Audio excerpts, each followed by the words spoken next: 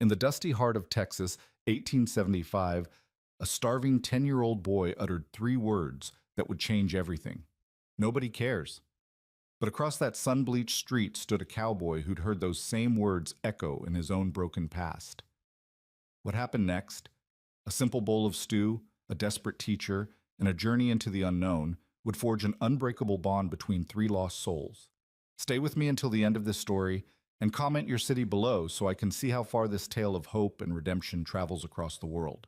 The evening heat pressed down on Sweetwater Creek like a wool blanket soaked in creek water, heavy and suffocating despite the sun's retreat behind the western hills. The main street lay quiet in that peculiar stillness that comes just before darkness, when honest folks head home and the saloons begin to light their lamps. Dust hung suspended in the amber light, and somewhere down the road, a dog barked twice before falling silent.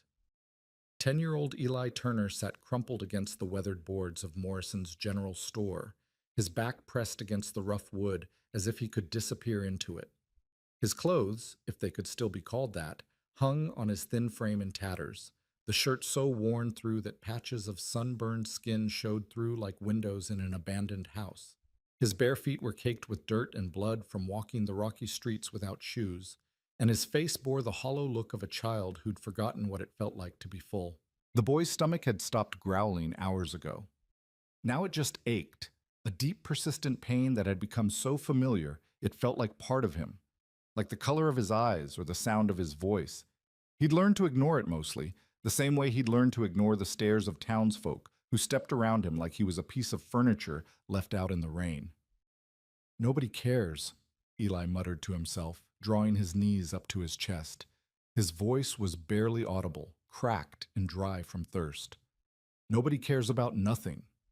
He'd tried the store earlier, just tried to slip in and maybe pocket an apple or a heel of bread, but old Morrison had spotted him before he'd made it past the doorway, his thick hand clamping down on Eli's shoulder like a bear trap. "Not again, you little rat," Morrison had bellowed, his face turning the color of a ripe tomato.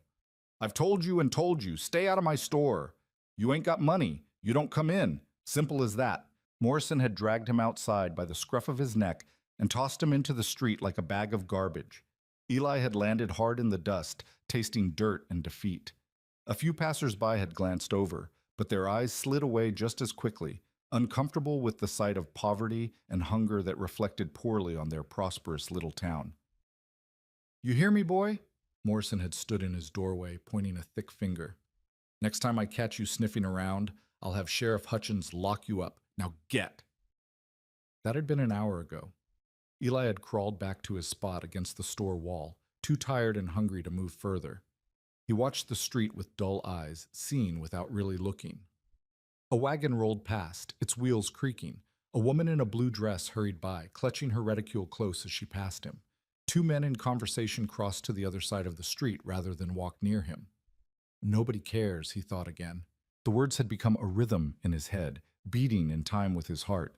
Nobody cares. Nobody cares. Nobody cares. He didn't remember his parents clearly anymore. His mother's face was just a blur of warmth and a faint memory of singing. His father was even less, just a shadow that had left one day and never come back. He'd ended up at Mrs. Halstead's orphanage when he was 7, and that had been, well, it hadn't been good, but it hadn't been this either. Then 3 days ago, everything had changed. Mrs. Halstead had died suddenly, her heart, the doctor said, and the orphanage had been shut down. The children had been scattered like seeds in the wind, some claimed by distant relatives, others sent to orphanages in other towns. But Eli, nobody had wanted Eli. Too old, too wild, too much trouble, they said. So he'd run. Just ran into the streets of Sweetwater Creek and kept running until his legs gave out. He'd been surviving on scraps ever since. A discarded potato here, some apple cores from behind the hotel there. But it wasn't enough. It was never enough. The sun sank lower, painting the buildings in shades of orange and red. Soon it would be dark, and Eli would have to find somewhere to sleep. Maybe behind the livery stable again, if the stable master didn't chase him off. Maybe in the alley beside the bank where the wind didn't cut quite so sharp. He was contemplating this, planning his evening with the grim determination of someone much older than 10, when he noticed the cowboy. The man stood across the street, one boot on the boardwalk step, as if he'd been about to mount up to the saloon but had stopped mid-motion. He was tall, taller than most men Eli had seen, with broad shoulders and the weathered look of someone who spent his life under the sun. He wore dusty trail clothes, a battered hat pushed back on his head, and a gun belt slung low on his hips in the casual way of a man who knew how to use it but didn't need to prove it. But it wasn't his size or his gun that caught Eli's attention.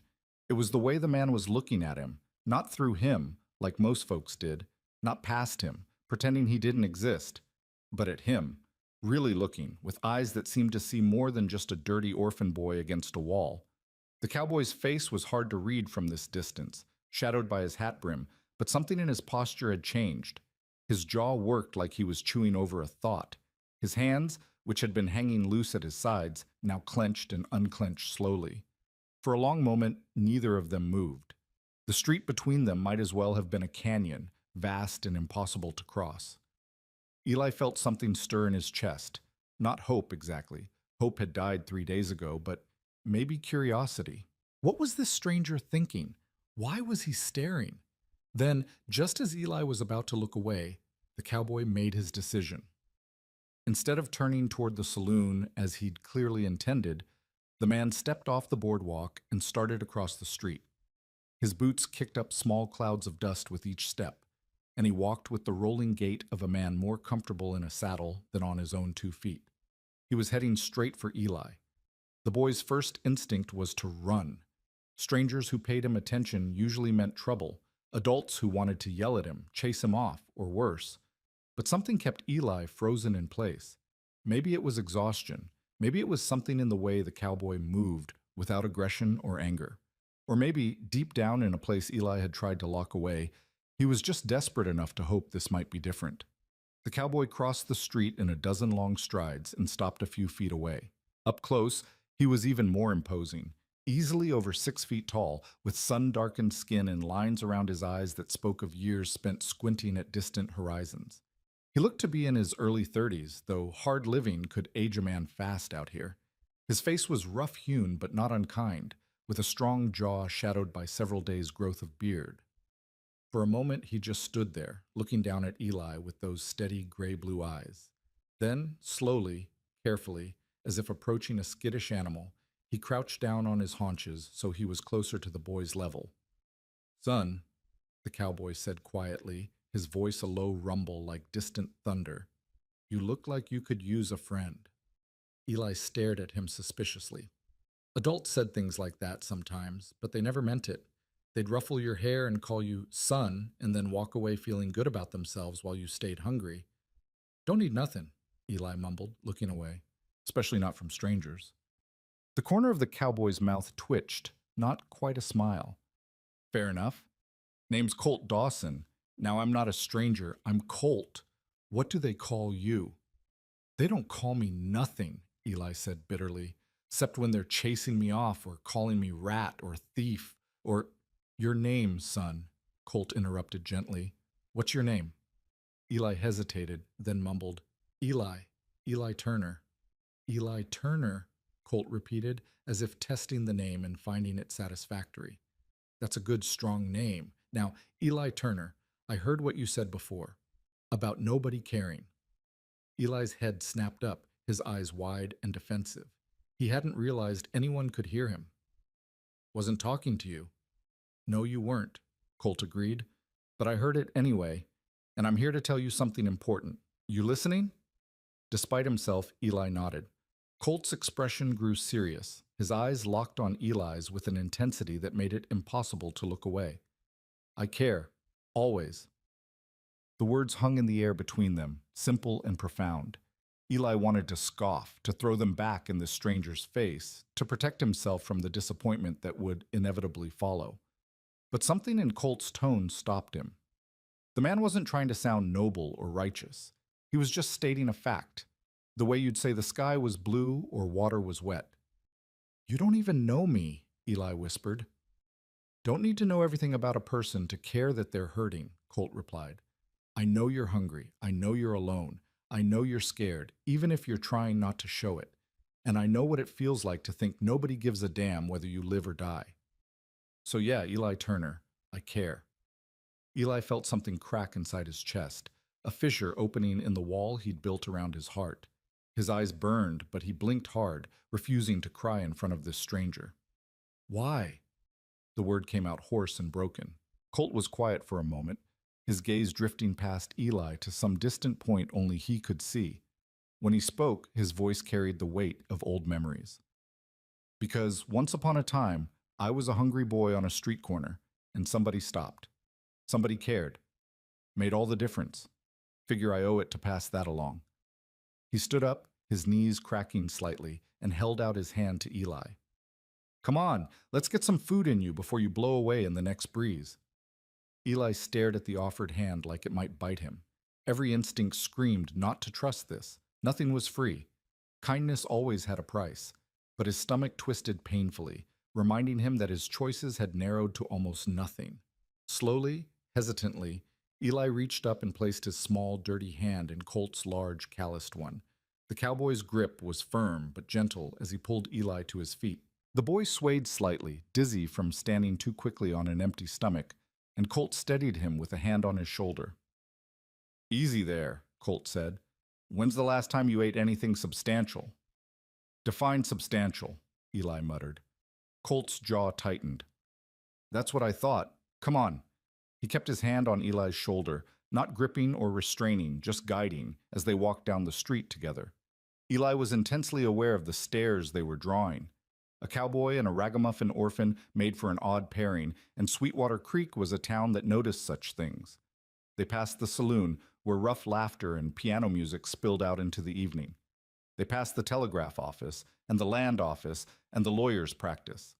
Finally, they arrived at the Sweetwater Hotel, a two-story structure that was the closest thing the town had to luxury. Eli balked at the entrance. I can't go in there. They'll just throw me out. Not if you're with me, Colt said calmly, and pushed through the door. The lobby was modest but clean, with a faded carpet and a desk where a thin man with spectacles looked up from his ledger. His expression immediately soured when he saw Eli.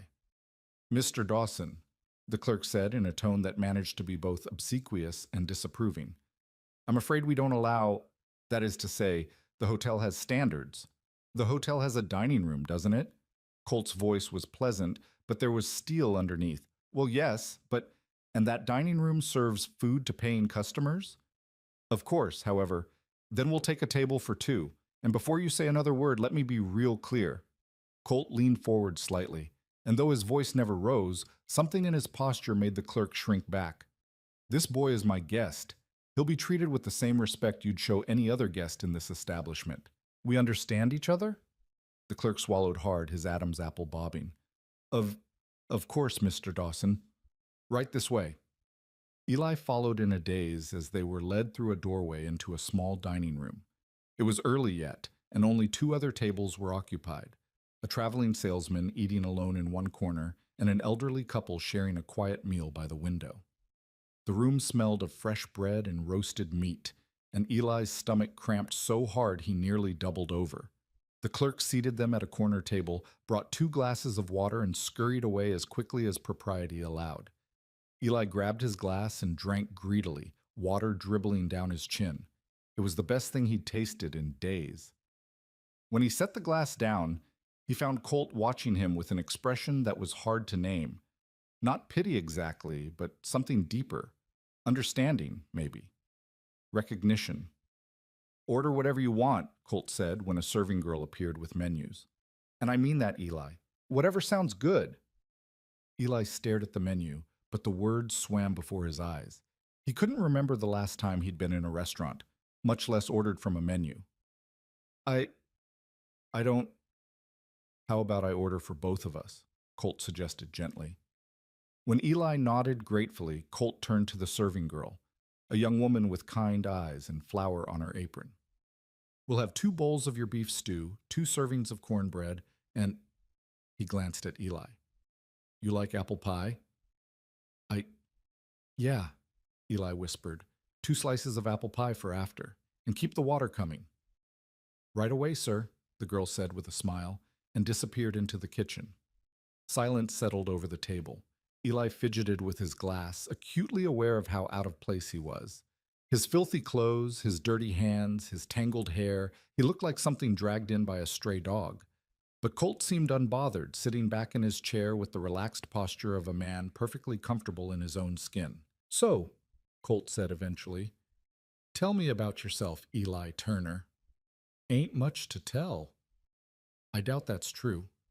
Everybody's got a story. Mine ain't very interesting." "Let me be the judge of that." Colt's tone was patient, not pushing, just inviting. Eli picked at a splinter on the table. "My folks died when I was little. Can't hardly remember them now. Got put in an orphanage run by Mrs. Halstead. She was she was all right, I guess. Better than some. But she died 3 days back, and they shut the place down, and nobody wanted me, so—" He shrugged, trying to make it sound like it didn't matter. "So here I am." "Here you are," Colt echoed quietly. "And before the orphanage? You remember anything from before?" Eli closed his eyes, reaching back into the fog of early memory. "My ma used to sing. Don't remember the words, just the feeling of it, you know? Safe, warm. And my pa—" He frowned, struggling for details that had faded like old photographs. "He taught me to whistle, or tried to. I never got the hang of it." "You were loved," Colt said. It wasn't a question. "I guess. Long time ago now." The food arrived then, steaming bowls of thick stew loaded with chunks of beef, potatoes, carrots, and onions. The cornbread was still warm from the oven, golden and glistening with butter. The smell alone was almost enough to make Eli cry. "Easy," Colt warned as Eli grabbed his spoon. "You'll make yourself sick if you eat too fast. Trust me on this. Small bites, slow down." It was torture, but Eli forced himself to take Colt's advice. Each spoonful was heaven, rich and savory, the beef so tender it fell apart in his mouth, the vegetables soft and flavorful. He'd forgotten that food could taste like this, could be anything other than fuel to stop the gnawing in your gut. They ate in companionable silence for a while. Colt matched Eli's pace, not wolfing down his own food but eating steadily, occasionally breaking off pieces of cornbread to soak up the gravy. Eli noticed the man's hands, scarred and calloused, with rope burns on the palms and a long white scar across the back of his right hand. Working hands, hard-living hands. "What about you?" Eli asked between bites, surprising himself. "You got a story?" Colt smiled faintly. "Course I do. Born in Missouri, raised rough. Lost my own folks to cholera when I was about your age. Bounced around after that. Worked farms, ranches, whatever would have me. Learned to rope and ride, punch cattle, break horses. Been doing that ever since." "You got family now?" "Not to speak of. Got a spread up in the hill country, about 30 miles north of here. Just me and a few head of cattle, some horses. Quiet life, mostly." "Lonely," Eli said without thinking, then flushed. "Sorry, I didn't mean—" "No, you're right," Colt interrupted. "It is lonely. Never much minded before, but lately—" He shrugged. "Lately, it's been feeling emptier than usual. Maybe that's why I stopped tonight. Saw you and thought, here's someone who understands what lonely feels like." "I understand," Eli said quietly. "I understand real well." They finished their stew, and the serving girl brought the apple pie, huge slices with flaky crust and cinnamon-spiced filling. Eli ate his slowly, savoring every bite, making it last. By the time he scraped the last crumbs from his plate, he felt fuller than he had in months. Almost uncomfortably full, but in the best possible way. Colt paid the bill and left a generous tip for the serving girl, who beamed at him. As they stood to leave, Eli felt a wave of panic wash over him. It had been wonderful. But it was over now.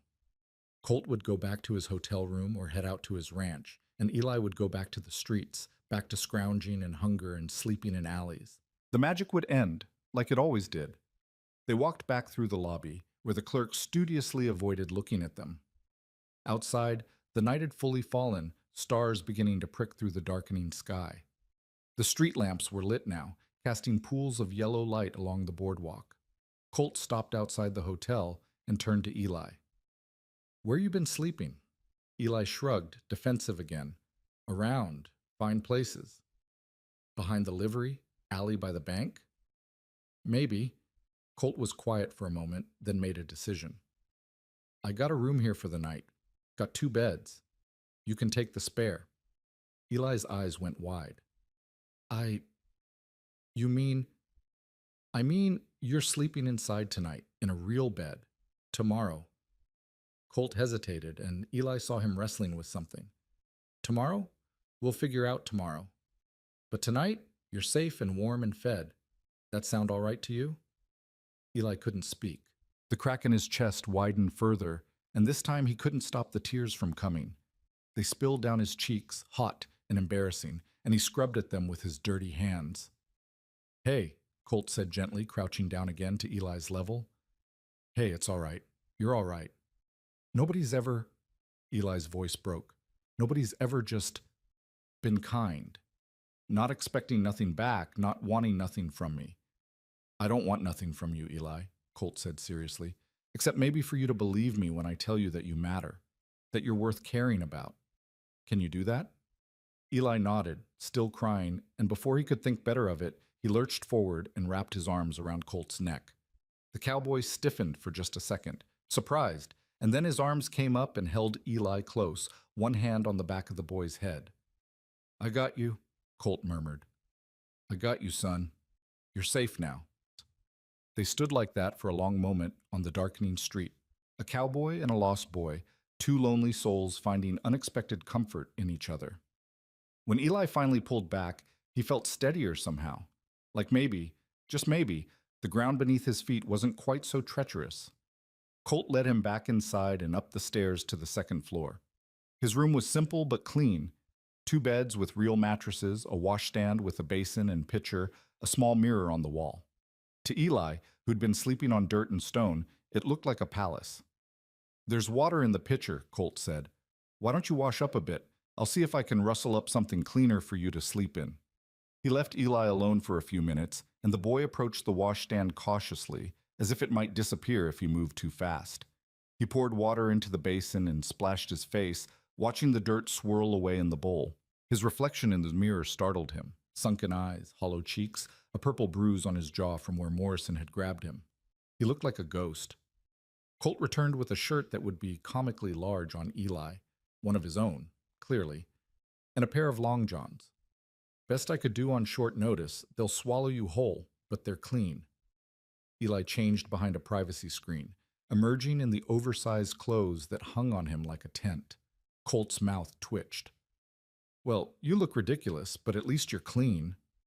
Thanks, Eli said, and was surprised to find he meant it. For everything. Don't mention it. Colt gestured to the bed nearest the window. That one's yours. I'm an early riser, so don't be surprised if you wake up, and I'm already moving around. But you sleep as long as you need, all right? Eli climbed into the bed, and the mattress felt like heaven beneath him. The sheets were clean and cool, and there was an actual pillow for his head. He couldn't remember the last time he'd slept in a real bed. Maybe years. Colt settled into the other bed. His gun belt hung on the bedpost within easy reach, a cowboy's habit. He turned down the lamp, plunging the room into darkness, except for the moonlight streaming through the window. Colt? Eli's voice was small in the darkness. Yeah? Why'd you really do this? A long silence. Eli thought maybe Colt wouldn't answer, but then the cowboy's voice came low and thoughtful. Told you before. Somebody helped me once when I was young and desperate. Man named Jack Reardon. I was about 14, stealing food to survive, and he caught me red-handed. But instead of turning me in, he gave me a job on his ranch, taught me everything I know about cattle and horses, about being a decent man. He died 5 years back, but I think about him near every day. So you're paying it forward, Eli said. Something like that. Jack used to say that the measure of a man ain't in how much he takes, but in how much he gives when it costs him something. Well, this didn't cost me much, just a meal and half a room for the night. But maybe it means something to you. Maybe someday, when you're grown and got your feet under you, you'll remember this night. And maybe you'll stop for some kid who needs help. I will, Eli promised in the darkness. I swear I will. That's good enough for me. Now get some sleep, Eli Turner. Tomorrow's a new day. Eli closed his eyes, but sleep felt impossible despite his exhaustion. His mind was racing, trying to process everything that had happened. This morning he'd been sure he was going to die, starve to death, or freeze, or just give up. And now he was in a warm bed with a full stomach, listening to the steady breathing of a man who'd shown him more kindness in a few hours than he'd known in years. It didn't seem real. It didn't seem possible. But as he finally drifted off to sleep, one thought echoed in his mind like a prayer. I care, always. For the first time in as long as he could remember, Eli Turner went to sleep believing that maybe, just maybe, those words were true. Across town, in a small boarding house on the edge of Sweetwater Creek, Margaret Hale sat on the edge of a narrow bed and stared at the single carpet bag that contained everything she owned. Her hands trembled as she folded the last of her clothes, 3 dresses, all plain and serviceable, 2 petticoats, some undergarments, a nightgown. 28 years old, dismissed from her position, and nowhere to go. The story of her life, it seemed. She'd known this was coming. You didn't defy Mrs. Halstead, God rest her soul, and expect to keep your position. But Margaret had done it anyway, because what Mrs. Halstead had been doing to those children, especially to little Eli Turner, was wrong, cruel even, though the old woman would have called it necessary discipline. Margaret had protested too many times, had been too soft, too lenient, too unwilling to use the rod. And so she'd been dismissed 2 weeks before Mrs. Halstead's sudden death. She should have left town immediately, but she'd lingered, worried about the children, especially Eli. When the orphanage closed and the children scattered, Margaret had searched for Eli desperately. But the boy had vanished like smoke, and no one seemed to know or care where he'd gone.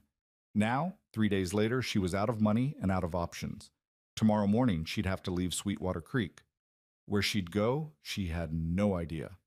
Maybe try to find work as a governess somewhere, though without references that would be nearly impossible. Maybe head east to the cities, where they needed teachers and didn't ask too many questions. A knock at the door interrupted her spiral of worry. Miss Hale? You decent? Yes, come in. Mrs. Mackenzie, the boarding house owner, pushed the door open. She was a stout woman in her 50s with a practical manner and sharp eyes that missed nothing. Thought you should know. I saw your boy, the Turner child. Margaret's heart leaped. Eli? Where? At the hotel, having supper with some cowboy. Looked like he'd found himself a guardian angel. The man was feeding him proper, treating him kind. Thought you'd want to know before you leave tomorrow. The hotel, Margaret repeated, already reaching for her shawl. Thank you, Mrs. Mackenzie. Thank you so much. Don't thank me yet. That cowboy didn't look like the settling down type. Probably just being charitable for a night. But maybe you can talk some sense into him, convince him to help the boy more permanent-like. Margaret hurried out into the night, her heart pounding with a mixture of hope and fear. The streets were quiet now, most of the town already settled in for the evening. She made her way to the Sweetwater Hotel, her boots clicking on the boardwalk. The clerk was locking up the front door when she arrived. I'm sorry, ma'am, but we're closed for the evening. Guests only. Please, Margaret said urgently. I'm looking for a boy. About 10 years old, blonde hair, very thin. I was told he came here earlier with a cowboy. The clerk's expression softened slightly. Oh, the Turner boy. Yes, Mr. Dawson brought him in. They had supper and went up to Mr. Dawson's room, room 12, second floor. But, ma'am, I can't just let you— I used to be his teacher, Margaret interrupted, at the orphanage. I've been looking for him for 3 days. Please, I just need to make sure he's all right. The clerk hesitated, then sighed and unlocked the door. 5 minutes, and if Mr. Dawson complains, I never saw you. Thank you, Margaret breathed and hurried inside and up the stairs. She found room 12 and paused outside, suddenly uncertain.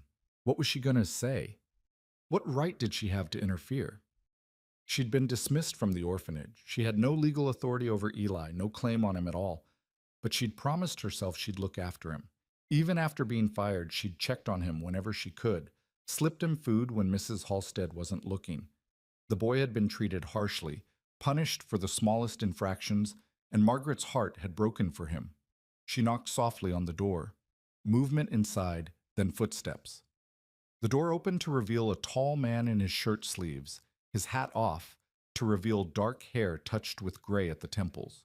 His eyes, a striking gray-blue, regarded her with cautious curiosity. "Can I help you, ma'am?" "I'm Margaret Hale," she said quickly. "I was a teacher at the orphanage where Eli Turner stayed. I've been searching for him since the orphanage closed. I was told he's here with you. Is he all right?" Colt's expression shifted, understanding dawning. "He's fine. Asleep, actually. Been a hard few days for him. May I see him, please? I just need to know he's safe." Colt studied her for a moment, then nodded and stepped back, opening the door wider. Margaret slipped inside and immediately spotted Eli in the bed by the window, curled up under the blankets, his thin face peaceful in sleep. Relief flooded through her so powerfully she nearly wept. "Thank you," she whispered. "Thank you for helping him." "Seemed like the right thing to do," Colt said quietly, pulling the door mostly closed so their voices wouldn't wake the boy. "You were his teacher?" "I tried to be. Mrs. Halstead, the woman who ran the orphanage, she was harsh with the children, particularly with Eli. He was spirited, you see, always questioning things, never quite obedient enough. I tried to protect him, but—" She trailed off, shame coloring her cheeks. "I was dismissed for being too soft." "So you cared about him," Colt said. "It wasn't a question. I still do. I've been frantic trying to find him. When the orphanage closed and all the children were sent away, Eli just disappeared. No one seemed to know or care where he'd gone." "He's been on the streets," Colt said grimly. "Starving. I found him outside Morrison's store, looking like he'd given up on living. Said nobody cared." Margaret closed her eyes, pain lancing through her. "That's my fault. I should have found him sooner. I should have—" "You're here now," Colt interrupted gently. "That counts for something." They stood in awkward silence for a moment, two strangers connected by concern for a sleeping child. Margaret studied the cowboy covertly, his weathered face, his careful posture, the gun belt hung within easy reach. A dangerous man, perhaps, but something in his eyes spoke of kindness. "What will happen to him?" she asked quietly. "Tomorrow, I mean. Where will he go?" Colt's jaw worked. "I've been thinking on that. Can't just leave him here, can I? But I don't know what else to do. I got a ranch, but it's just me. I don't know nothing about raising children." "Neither do I, really," Margaret admitted. "I taught them, but I never had charge of one on my own. And now I'm leaving town tomorrow. I've run out of money, lost my position. I don't even know where I'm going." They looked at each other, and Margaret saw her own helplessness reflected in the cowboy's eyes. Two adults who wanted to help a child but didn't know how. "Seems wrong," Colt said finally. "Seems wrong that a boy like that should fall through the cracks just because nobody knows quite what to do with him." "It is wrong," Margaret agreed fiercely. "He deserves better. He deserves a home, a family, someone who cares about him." "He does," Colt said slowly, an idea clearly forming in his mind. Then he shook his head. "No, that's crazy. You'd never agree to it." "Agree to what?" "Nothing. Forget I said anything." But Margaret had seen the spark of possibility in his eyes, and she wasn't about to let it go. "Tell me, please. At this point, I'm willing to consider anything." Colt ran a hand through his hair, suddenly looking uncertain, a stark contrast to the confident man who'd answered the door. "I got a ranch. It's not much, but it's mine. Got a decent cabin, some land, enough cattle to make a living. It's quiet, peaceful. Good place for a boy to grow up." "That sounds wonderful for him," Margaret said cautiously. "But I can't raise a boy on my own," Colt continued. "Don't know the first thing about schooling or proper care or any of it. And you're a teacher. You know how to care for children, but you got nowhere to go and no way to support yourself or him." Margaret's heart began to pound as she understood where this was leading. "You're suggesting, I'm suggesting that maybe we could help each other, you and me. We could both take care of Eli. You could teach him, make sure he gets proper raising. I could provide a home, food, security. Between the two of us, maybe we could give him what he needs." "You want me to come to your ranch," Margaret said slowly, "to help you raise Eli?" "I know it sounds crazy." "It does," she interrupted. "It sounds completely insane. I don't know you. You don't know me. We'd be living under the same roof, two unmarried people, and the scandal. There's nobody for miles around to scandalize." Colt pointed out. And if it bothers you that much, we could, I don't know, build you a separate cabin or something. Point is, the boy needs both of us. He needs someone to provide for him, and someone to teach him, and someone to just care. We could do that together. Margaret wanted to refuse. Every ounce of her proper upbringing screamed at her to decline this ridiculous proposition. But as she looked at Eli sleeping peacefully in the bed, she felt something shift inside her. Here was a chance, maybe the only chance, to save this boy, to give him the life he deserved. And if it cost her reputation, well, what did reputation matter if a child's life hung in the balance?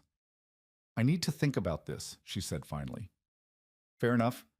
I'm leaving tomorrow afternoon, heading back to the ranch. If you decide you want to come along, you and Eli both, meet me at the livery stable at noon. If you don't show up, I'll understand. No hard feelings. And what will you do with Eli if I don't come? Colt's expression grew grim. I'll take him with me anyway. Can't leave him here to starve. Figure I'll muddle through somehow, even if I don't know what I'm doing. Despite everything, Margaret felt a smile tug at her lips. You're a good man, Mr. Dawson. Colt. Just Colt. And I don't know about good, just trying to do what's right. That's the definition of good, isn't it? Margaret moved toward the door, then paused. May I ask you something? Sure. Why did you stop tonight? What made you notice Eli when so many others walked right past? Colt was quiet for a long moment, his gaze distant. Because I used to be him. Because I know what it feels like to be hungry and alone and convinced that nobody in the whole world gives a damn whether you live or die. And because somebody stopped for me once, and it saved my life. Figure the least I can do is pass that along. Margaret felt tears prick her eyes. Then I'll see you at the livery stable tomorrow, noon. You're coming? Colt's eyebrows rose in surprise. I'm coming. We both are. Eli deserves this chance, and I'd never forgive myself if I let fear or propriety stand in the way of giving it to him. All right, then. A slow smile spread across Colt's face, transforming his weathered features. Noon tomorrow. Bring whatever you can carry. It's about 30 miles to the ranch, so we'll need to travel light. Margaret nodded and slipped out of the room, her heart racing. Had she really just agreed to this? To run off to some remote ranch with a cowboy she'd just met?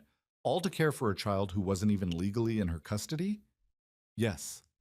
Yes, she had. And as she walked back through the quiet streets to the boarding house, Margaret felt something she hadn't experienced in a long time. Hope. Tomorrow would bring a new beginning. For Eli. For her. And perhaps, though she barely dared to think it, for the quiet cowboy who'd shown them both that kindness still existed in this harsh world. In the hotel room, Colt stood at the window, watching Margaret's retreating figure disappear into the darkness. He'd made an impulsive offer tonight, actually several impulsive offers. Taking in a stray boy, inviting a stranger to his home, upending his quiet, solitary life. But as he looked at Eli sleeping peacefully, something in his chest eased. The loneliness that had been his constant companion for so long felt, for the first time in years, like it might finally be lifting. Well, Jack, Colt murmured to the memory of his old mentor, looks like I'm about to find out if I learned anything from you about being a decent man. Hope I don't mess this up too bad. Outside, the Texas night stretched vast and starry overhead, full of possibility and promise. And in that moment, on the cusp of everything changing, 3 lost souls found the beginnings of something none of them had expected. A family. The morning sun came early, slicing through the hotel window and painting golden stripes across the worn floorboards. Eli woke slowly, confused by the softness beneath him, the clean smell of laundered sheets, the unfamiliar quiet. For a disorienting moment, he couldn't remember where he was, and panic fluttered in his chest like a trapped bird. Then he heard the steady breathing from the other bed and remembered. Colt. The cowboy who'd stopped. The meal. The promise that someone cared. Eli sat up carefully, his body aching in strange places. Not the sharp pain of hunger or cold, but the deep soreness that came from muscles finally allowed to relax after being tensed for too long. In the other bed, Colt was already awake, propped up on one elbow, watching him with those calm gray-blue eyes.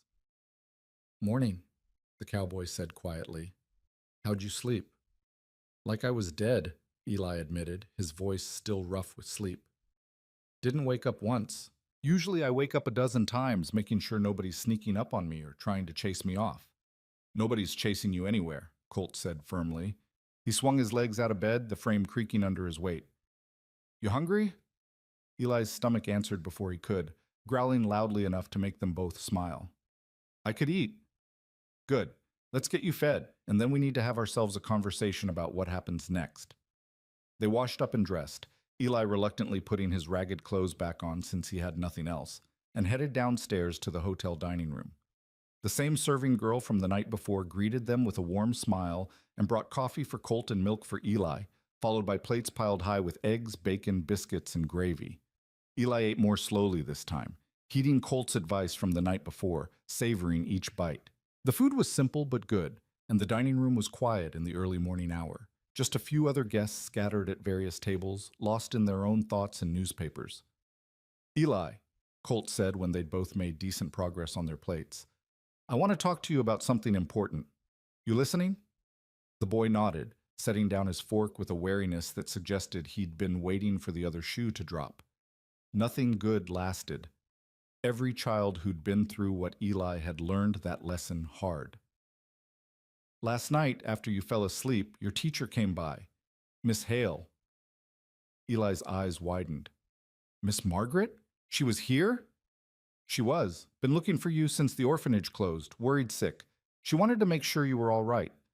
A complicated mix of emotions crossed Eli's face. Relief, shame, fear. I didn't mean to worry her. I couldn't stay there. Not after Mrs. Halstead died. They were going to send me away somewhere worse. I knew it. I understand, but here's the thing. Miss Hale and we got to talking about your situation, about what you need.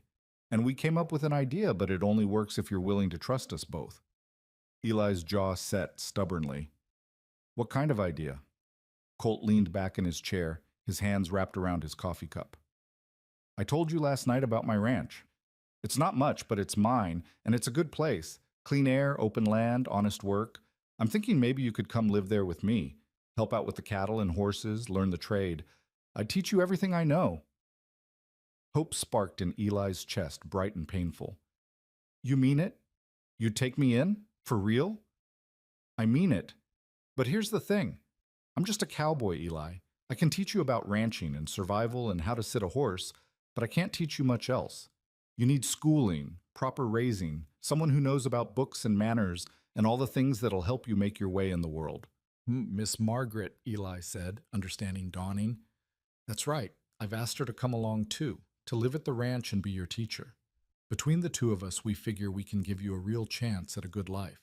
But it's your choice, Eli. If you don't want this, if you'd rather stay in town or try to find something else, that's your right.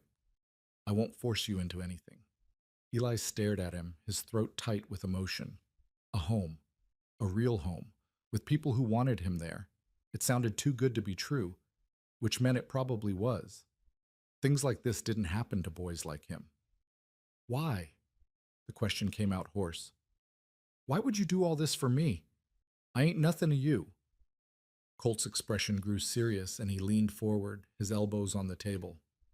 You remember what I told you last night about how somebody helped me once when I was desperate? Eli nodded. That man, Jack Reardon, he didn't just give me a job, he gave me a purpose. Taught me that my life could mean something, that I wasn't just trash to be swept aside. And before he died, you know what he said to me? Eli shook his head, unable to speak. He said, Colt, the best thing you can do with what I've given you is pass it along. Find somebody who needs what you needed and give it to them freely. That's how goodness survives in this hard world, one person at a time, one act of kindness building on another. So that's what I'm doing, Eli. I'm passing along what Jack gave me, and someday, when you're grown and strong, maybe you'll do the same for somebody else. Tears burned in Eli's eyes, and he didn't bother trying to hide them this time. I don't know how to be part of a family. I barely remember what that's like. Neither do I, Colt admitted with a slight smile. So I guess we'll figure it out together. What do you say? Eli wiped his eyes with the back of his hand, sniffling. Miss Margaret really said yes? She really wants to come? She really does. We're meeting her at the livery stable at noon. If you want to come with us, you'll have a home, Eli. A real home. I give you my word on that. And you won't send me away? Even if I mess up or cause trouble? Everyone messes up and causes trouble sometimes. That's part of being human. But no, I won't send you away. Once you're mine for keeps. That's a promise. Eli looked down at his plate, at the remains of a breakfast that would have seemed like a feast just yesterday, and made his decision. Okay, I'll come with you, both of you. Colt's face broke into a genuine smile, transforming his weathered features. That's good, son. That's real good. Now finish your breakfast. We've got supplies to gather before we head out. They spent the rest of the morning preparing for the journey. Colt bought Eli a set of proper clothes from the general store. Morrison glared but didn't dare refuse the transaction, including sturdy pants, a shirt, a jacket, boots that actually fit, and a hat to keep the sun off. Eli kept touching the new clothes in wonder, unable to believe they were really his. Can't have you showing up at the ranch in rags, Colt said gruffly, paying Morrison without looking at him. Besides, you'll be working. Need proper gear for that. They also bought supplies: flour, sugar, coffee, salt, dried beans, bacon, and other staples that would stock the ranch's pantry. Colt added a few books to the pile, basic readers and a Bible, for Margaret to use in teaching Eli. As they loaded everything onto Colt's horse at the livery stable, Eli kept glancing nervously toward the street, watching for Miss Margaret. What if she didn't come? What if she'd changed her mind overnight, realized how crazy this whole plan was? But as the church bells chimed noon, a figure appeared at the end of the street, walking purposefully toward them. Margaret Hale wore a simple traveling dress in dark blue, her hair pinned up neatly beneath a modest bonnet. She carried a single carpet bag and moved with quiet determination, her spine straight despite the uncertainty that must have been eating at her. Miss Margaret! Eli broke away from Colt and ran to her, unable to contain himself. She set down her bag and caught him as he crashed into her, wrapping her arms around him tightly.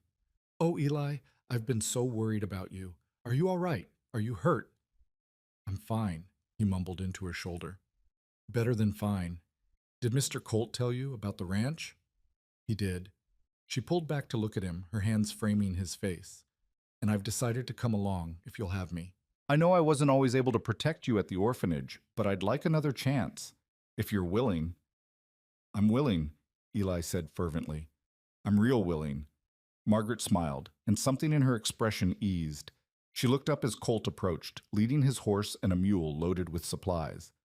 Miss Hale, he greeted her with a respectful nod. Glad you came. I wasn't entirely sure you would. I almost didn't, she admitted honestly.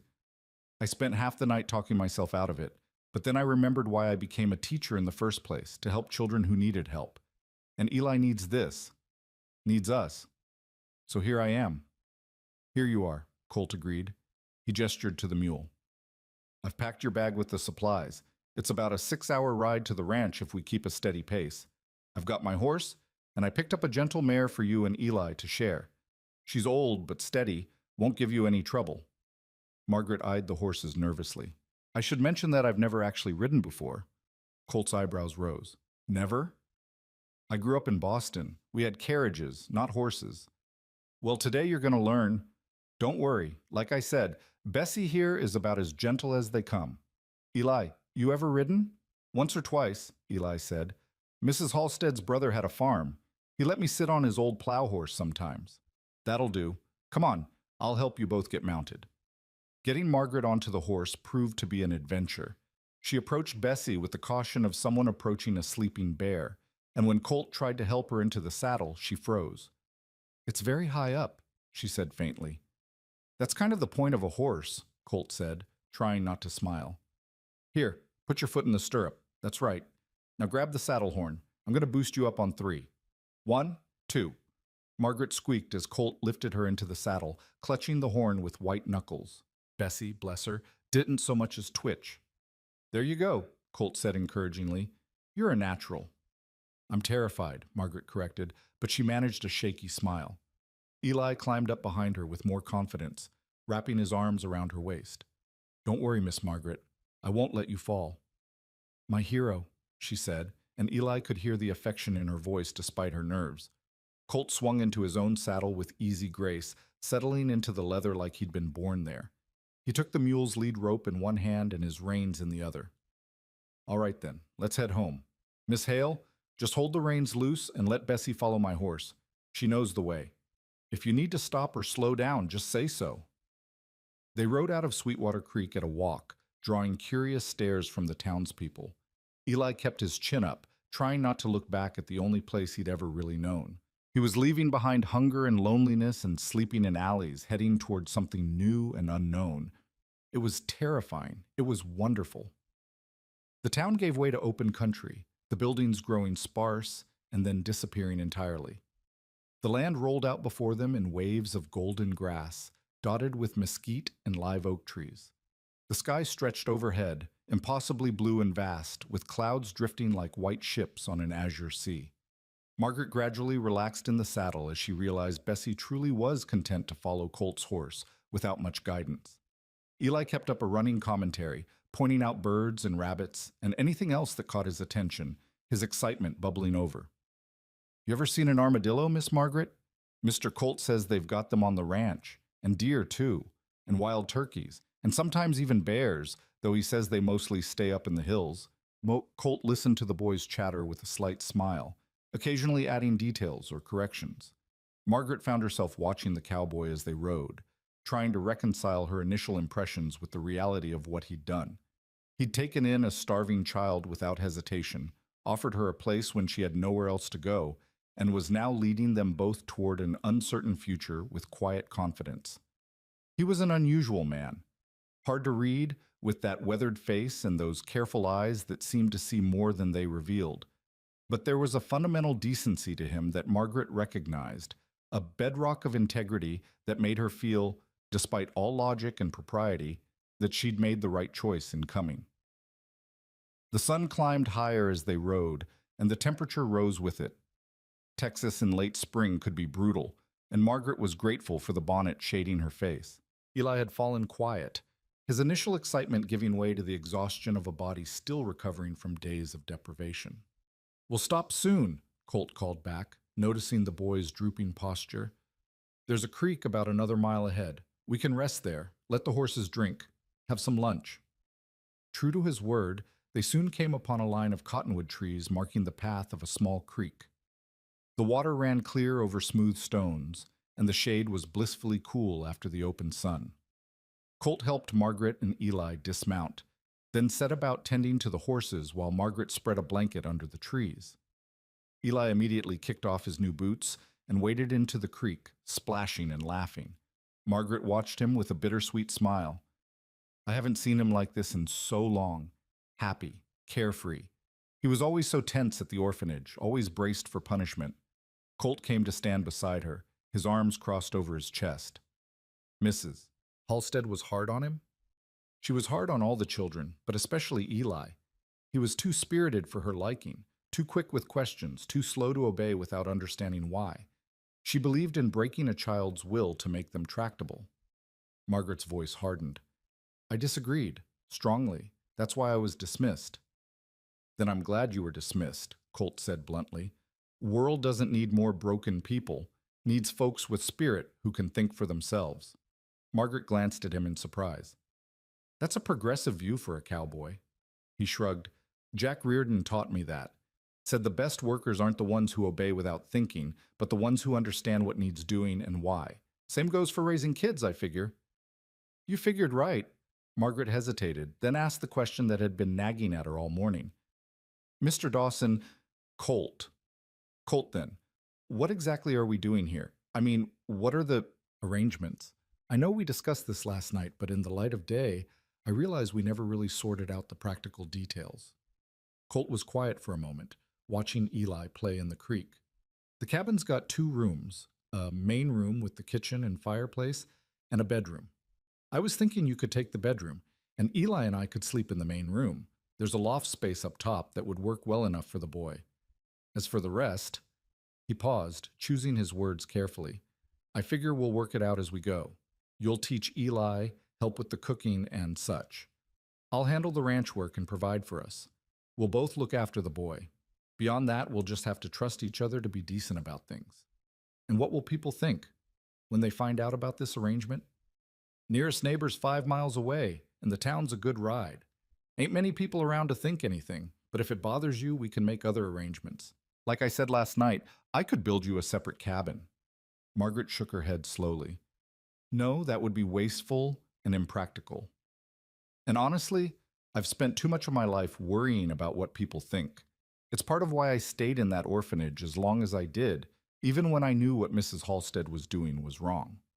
I was more concerned with keeping my position, my reputation, than with truly helping those children.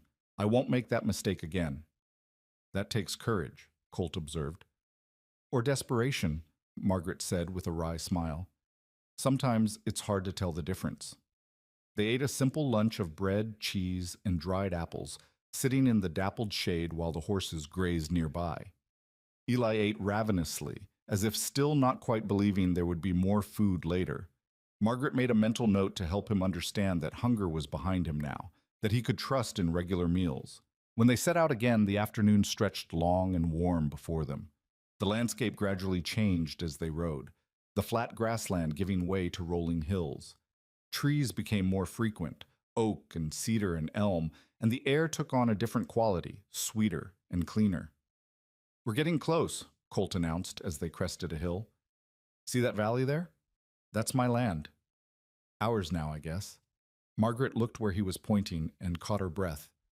The valley spread below them like something from a painting, lush and green, cradled between gentle hills. A creek sparkled in the sunlight, winding through the center like a silver ribbon. And there, nestled against a stand of cottonwoods, was a cabin. It's beautiful, she whispered. It'll do, Colt said, but she could hear the pride in his voice. Come on, let's get you home. They descended into the valley as the afternoon began its slow slide toward evening. Cattle dotted the hillsides, not a huge herd, but healthy-looking animals that raised their heads to watch the newcomers pass. A few horses grazed in a fenced pasture near the cabin, including a striking paint mare that whinnied at their approach. The cabin itself was modest but well built, constructed of thick logs chinked with clay.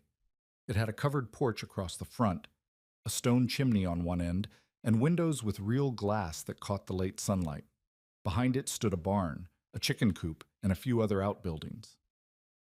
It's not fancy, Colt said as he helped Margaret dismount, but it's solid. Built it myself over the course of 2 summers. Roof doesn't leak, walls keep the wind out, and the fireplace draws clean. Eli had already jumped down and was running around the yard, exploring everything with wide eyes. Mr. Colt, you got chickens, and is that a dog? A yellow hound had emerged from beneath the porch, tail wagging cautiously. Colt whistled and the dog came bounding over, tongue lolling. That's Buck. He's friendly, just a little shy with strangers. Buck, this here is Eli and Miss Margaret. They're family now, understand? The dog sniffed Eli thoroughly, then apparently decided the boy was acceptable and began licking his face enthusiastically. Eli laughed, the sound bright and free, and something in Margaret's chest tightened. This was right. Whatever the circumstances, whatever the impropriety, this was where they were meant to be. Colt led them inside, and Margaret looked around with a teacher's evaluating eye. The main room was larger than she'd expected, with a sturdy table and chairs, a rocking chair near the fireplace, and shelves lined with books and supplies. A ladder led up to a loft space where Eli would sleep. Everything was clean but sparse, the home of a man who lived simply and didn't see the need for decoration. The bedroom's through there, Colt said, pointing to a door on the far wall. It's got a bed, a wardrobe, a washstand. Nothing fancy, but it's yours now. I'll sleep out here. Margaret peeked into the bedroom and found it exactly as he'd described, functional and plain, but clean and private. A real bed with a real mattress, a window overlooking the valley, hooks on the wall for hanging clothes. After sharing a boarding house room with 3 other women, it seemed like a palace. It's perfect, she said honestly. Thank you, Colt. He nodded, looking uncomfortable with her gratitude. I'll get your things brought in and tend to the horses. Why don't you and Eli get settled? There's a spring house out back with milk and butter. We can have a simple supper tonight. I've got bacon and beans, and I think there's some cornmeal for Johnny cakes. I can cook, Margaret offered, if you'll show me where everything is. That'd be appreciated. Haven't had a proper cooked meal in I don't know how long. Over the next hour, they fell into an awkward but functional rhythm. Colt brought in the supplies in Margaret's bag, then disappeared to care for the horses. Margaret explored the kitchen area, finding it surprisingly well equipped: cast iron pots and pans, basic utensils, plates, and cups. Eli helped her locate ingredients, chattering constantly about everything he'd seen. There's a whole loft up there, Miss Margaret, with a real mattress and everything. And Mr. Colt says I can learn to ride the horses and help with the cattle. And he's got a dog. Did you see the dog? His name is Buck, and he's real friendly. And Mr. Colt says, "Breathe, Eli," Margaret said with a laugh, ruffling his hair. "I'm glad you're excited, but you're going to wear yourself out before supper." By the time Colt returned, washing up at the pump outside, Margaret had bacon frying in a pan and beans warming in a pot. The cornmeal batter was mixed and ready to cook on the griddle. It wasn't fancy, but it smelled like home, and she saw Colt's expression soften as he stepped inside. "Been a long time since this place smelled like cooking," he said quietly. They ate together at the table as darkness fell outside, the meal simple but satisfying. Eli ate until he was full, truly full, not just less hungry, and then dozed off in his chair, exhausted by the day's journey and excitement. Colt lifted the boy easily and carried him to the loft, settling him onto the mattress and pulling a blanket over him. Margaret watched from below, touched by the gentleness in the cowboy's movements, the care he took not to wake the sleeping child. When Colt climbed back down, she had water heating for washing up. They worked in companionable silence, cleaning the dishes and putting away the remaining food. Outside, the night sounds of the Texas hill country drifted through the open windows. Crickets and frogs, the distant call of an owl, the soft lowing of cattle settling down for the night. "It's quiet here," Margaret observed. "That bother you?" "No, actually, it's peaceful. I'd forgotten what that felt like." Colt nodded, understanding. "That's why I came out here. After Jack died, the noise and crowds of town felt suffocating, needed space to breathe, to think, found this valley and knew it was right." Margaret dried the last plate and set it on the shelf. "Can I ask you something personal?" "You can ask. Can't promise I'll answer." "Why were you in Sweetwater Creek yesterday? You said you just finished a cattle drive." "That's right. We'd driven a herd up to the railhead in Fort Worth, got paid out. I was on my way home when I stopped in Sweetwater for supplies. Saw Eli and—" He shrugged. "You know the rest. You changed the entire course of 3 lives on an impulse." "Wasn't an impulse. Or if it was an impulse that felt right in my gut. Jack used to say that when something feels right, truly right, not just easy or convenient, you should follow that feeling. Said it was God or instinct or whatever you wanted to call it, but it was worth listening to." Margaret leaned against the table, studying him in the lamplight. "You loved him very much, Jack Reardon.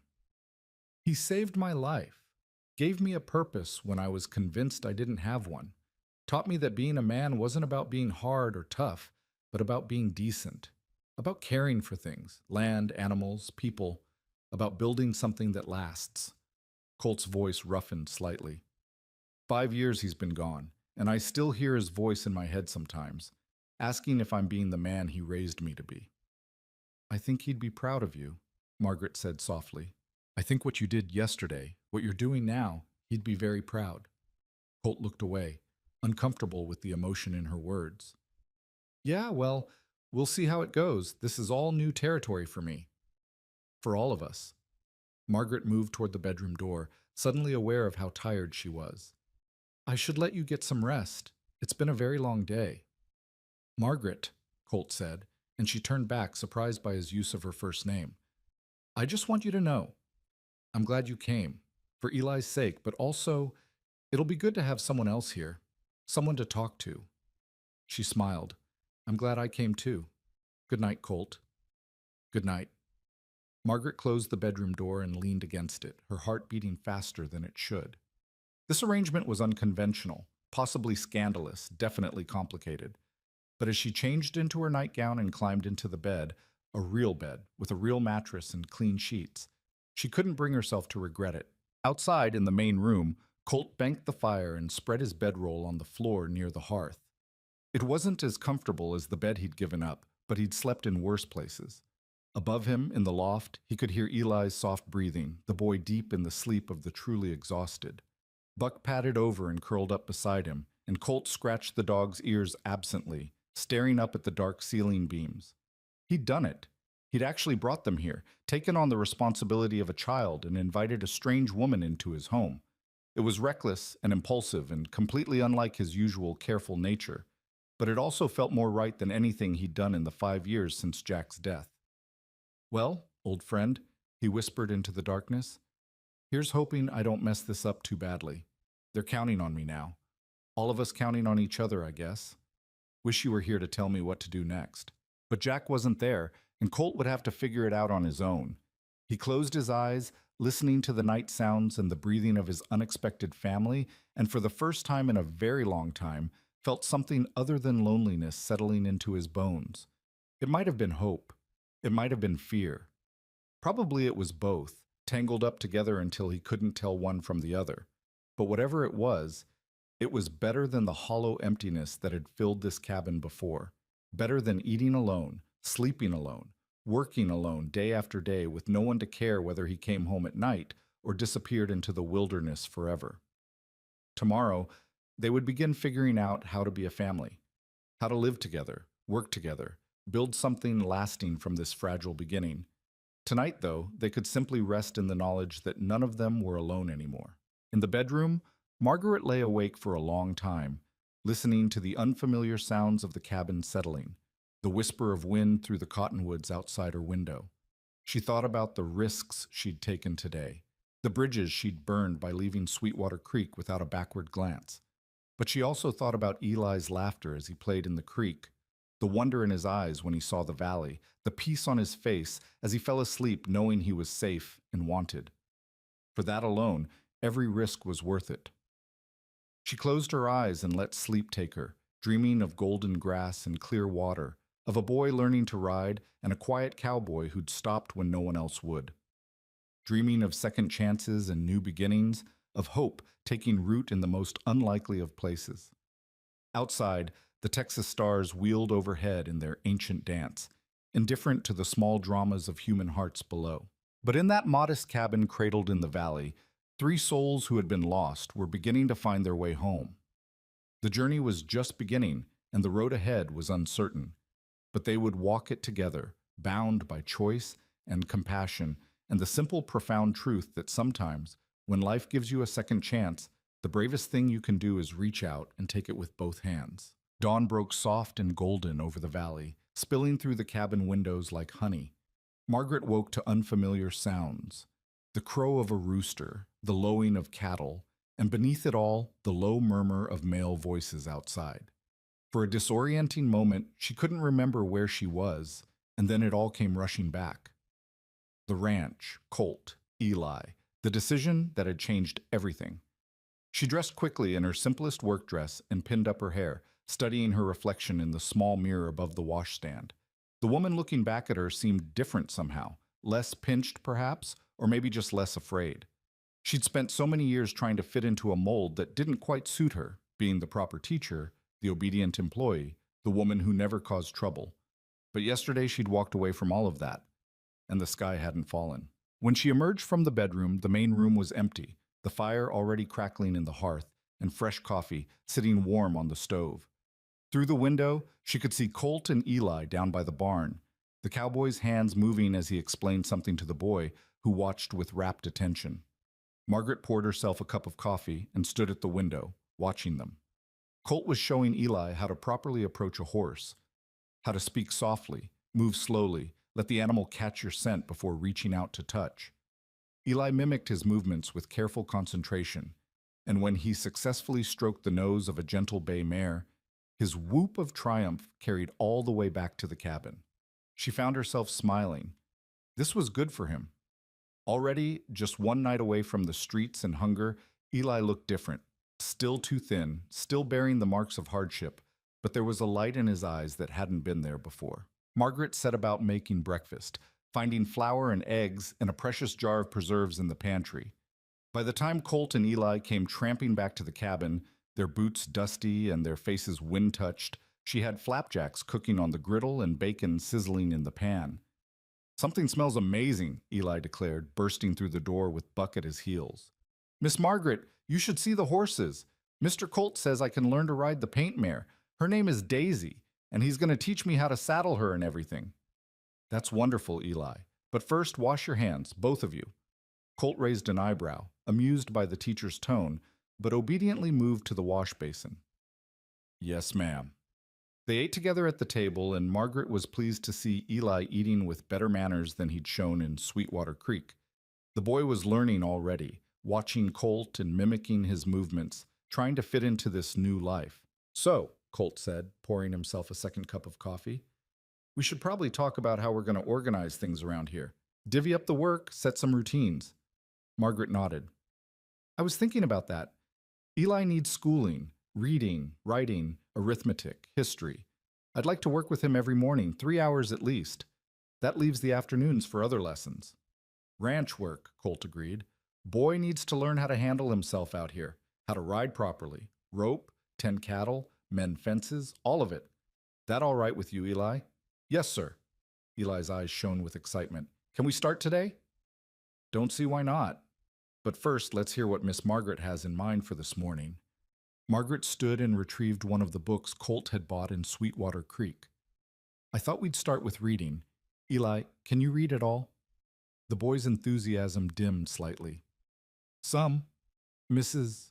Halstead taught us our letters, but she didn't much care if we could actually read words. Said orphans didn't need book learning, just enough to read the Bible and sign our names. Margaret's jaw tightened at yet another reminder of the woman's cruelty, but she kept her voice gentle. Well, we're going to change that. Reading opens up the whole world, Eli. Every book is an adventure, a chance to learn something new or visit places you've never been. Would you like that? I guess so, Eli said uncertainly. Trust her, Colt said quietly. Education's important. Might not seem like it matters much when you're feeding cattle or mending tack, but it does. Man who can read and write and figure has options a man without those skills don't have. After breakfast, Colt excused himself to work on the fences in the north pasture, and Margaret set up a makeshift schoolroom at the kitchen table. She started with assessment, gently probing what Eli already knew. The results were both better and worse than she'd expected. He could identify his letters and sound out simple words, but his comprehension was poor and his handwriting nearly illegible. They worked through the morning, Margaret patient and encouraging as Eli struggled with words that seemed to dance on the page. She discovered that he learned best when she connected the lessons to things he cared about. When she used examples about horses and cattle and the ranch, his attention sharpened and the words came easier. See, she said, pointing to a passage in the reader. This word here is pasture. You know what a pasture is, right? Where the horses graze, Eli said. Exactly. And this word, fence. Like the fence Mr. Colt is mending right now. Reading isn't about memorizing meaningless words, Eli. It's about understanding the world around you. By the time noon rolled around, Eli was exhausted but proud. He'd successfully read an entire page with minimal help, and Margaret praised him sincerely. That was excellent work.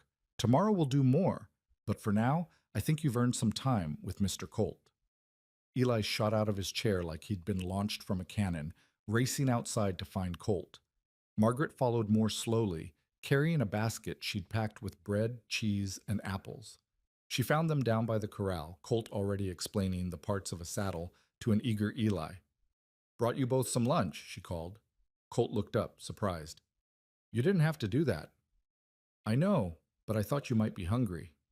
They ate sitting on the fence rails, watching the horses graze in the pasture. The paint mare, Daisy, kept wandering close, clearly hoping for treats. Eli fed her an apple core, laughing when her lips tickled his palm. She likes you, Colt observed. That's good. A horse that likes you will try harder for you, be more forgiving of mistakes. First rule of working with animals. Treat them with respect and kindness, and they'll give you the same back. Does that work with people too? Eli asked. Colt's eyes cut to Margaret briefly, then back to the boy. Usually, not always, but usually. Most folks respond better to kindness than to meanness. Meanness just breeds more meanness, creates a cycle that's hard to break. But kindness, that can start a different kind of cycle, a better one. Margaret felt warmth bloom in her chest at his words. This rough cowboy, who probably thought he wasn't good with words or feelings, had just articulated something profound. She wondered if he even realized it. After lunch, Colt got Eli started on his riding lessons. Margaret watched from the porch as he taught the boy how to saddle Daisy, explaining each step with patient detail. Eli struggled with the heavy saddle, but Colt didn't do it for him, just adjusted his grip and encouraged him to try again until he got it right. Then came the mounting and Eli's first real ride. Margaret held her breath as the boy settled into the saddle, his face a mixture of terror and exhilaration. Colt kept one hand on Daisy's bridle, leading her in slow circles around the corral, talking constantly in that low, calm voice. That's it. Sit up straight. Heels down. Don't grip with your knees. You'll wear yourself out. Let your weight settle into the stirrups. Good. That's real good, Eli. You're a natural. By the time the lesson ended, an hour later, Eli was glowing with pride despite his sore muscles. He could barely walk straight as he unsaddled Daisy, Colt insisting he complete the whole process himself. But he didn't complain once. Tomorrow, we'll go a little longer, Colt said, ruffling the boy's hair. Few weeks of this and you'll be riding like you were born in the saddle. The days fell into a rhythm after that, each one building on the last. Mornings were for book learning, reading, writing, arithmetic, with Margaret discovering that Eli had a quick mind when properly engaged.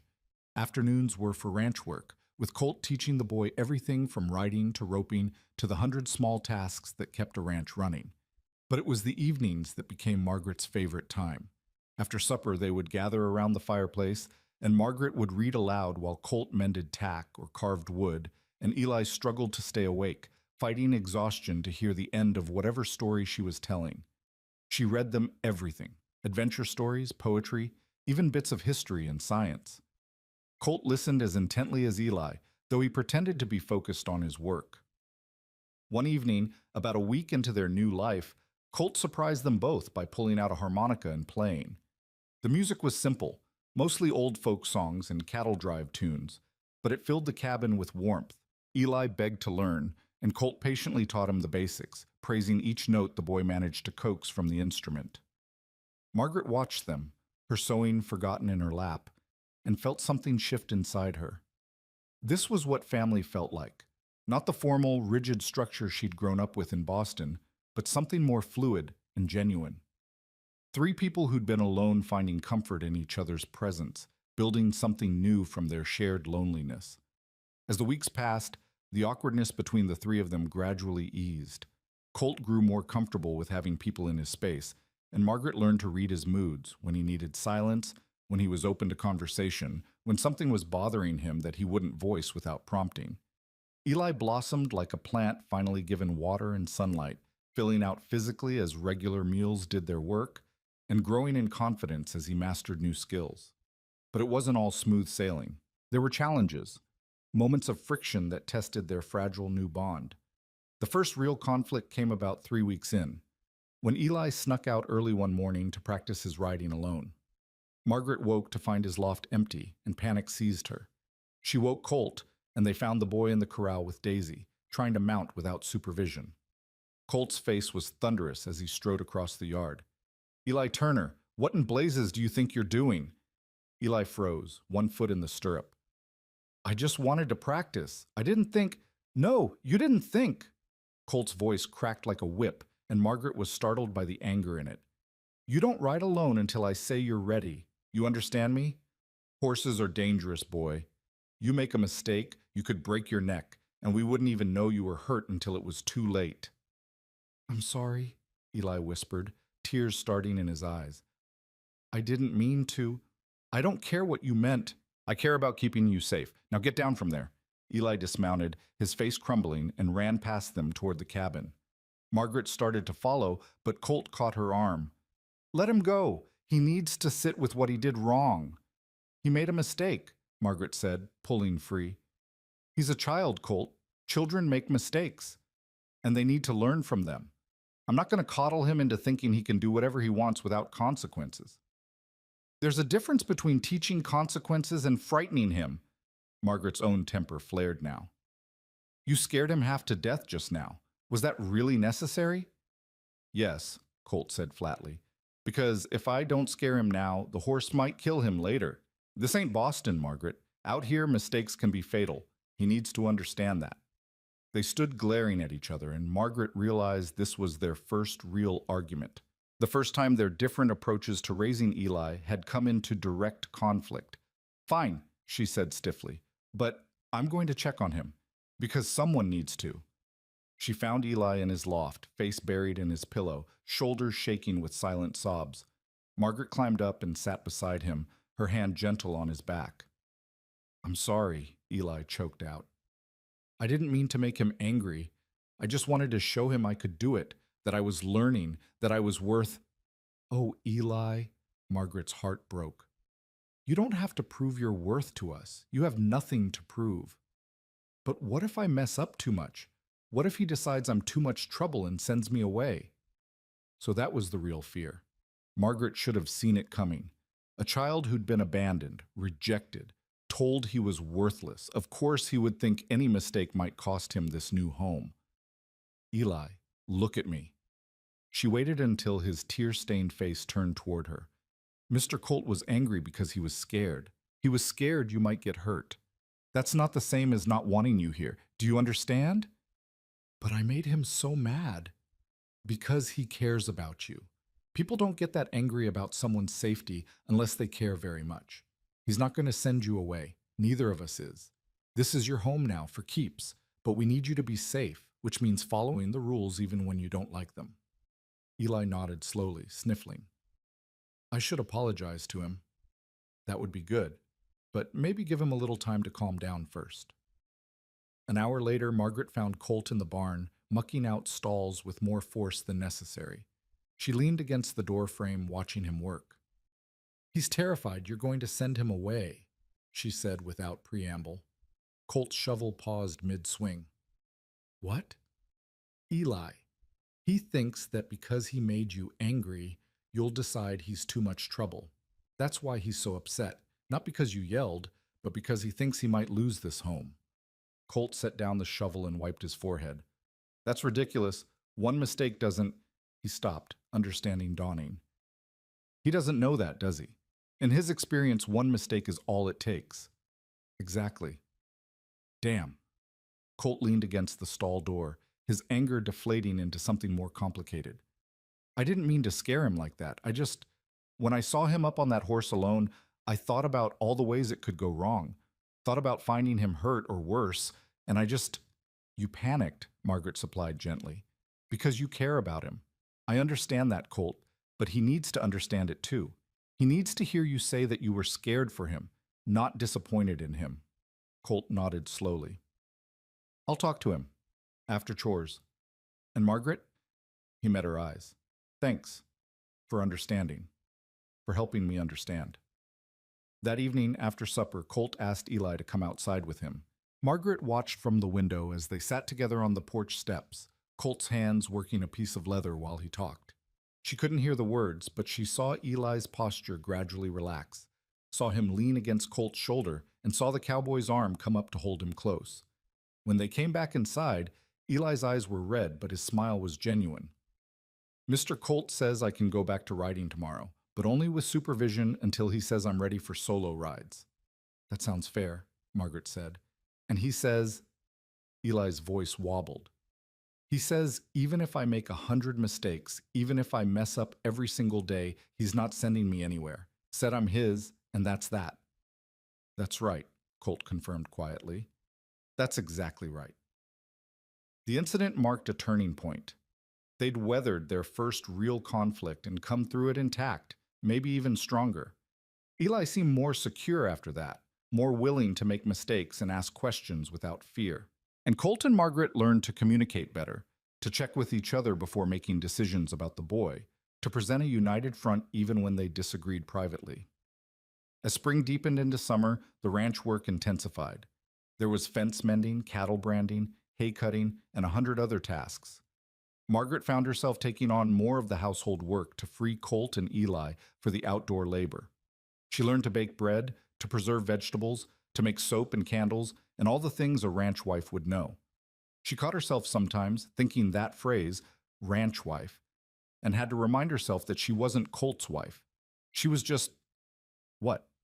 His partner in raising Eli? His housekeeper? The lines were blurry and getting blurrier as the days passed, because somewhere along the way, without either of them quite meaning for it to happen, things had begun to change between them. It started with small things. The way Colt's eyes would linger on her when he thought she wasn't looking. The way her heart would skip when his hand accidentally brushed hers while reaching for the same dish. The comfortable silences that stretched between them, heavy with unspoken awareness. One evening in late June, after Eli had gone to bed, Margaret and Colt sat on the porch watching the stars emerge. The air was soft and warm, thick with the scent of honeysuckle and cut hay. Somewhere in the distance, a coyote called, and cattle lowed in response. "I've been thinking," Colt said slowly, not looking at her, "about hiring some help. Ranch is getting to be more than I can manage with just me and Eli. Thought maybe I'd bring on a hand or two for the busy season." "That makes sense," Margaret agreed. "You've been working yourself ragged. Been thinking about other things, too." His voice was careful, controlled. "About the future. About what happens as Eli gets older, needs more than just the two of us can give him." Margaret's heart began to pound, though she couldn't have said why. "What do you mean?" Colt was quiet for so long she thought he wouldn't answer. Then finally, "About whether this arrangement we've got is sustainable long term. About whether it's fair to you, living out here without any real claim or security." "I have enough security," Margaret said, though her voice wavered slightly. "I have a home, work that matters, a child to teach and care for. That's more than I had before." "But what about what you want?" Colt turned to look at her now, his eyes serious in the starlight. "What about a real life, Margaret? Marriage, children of your own, a proper place in the world?" Margaret's breath caught.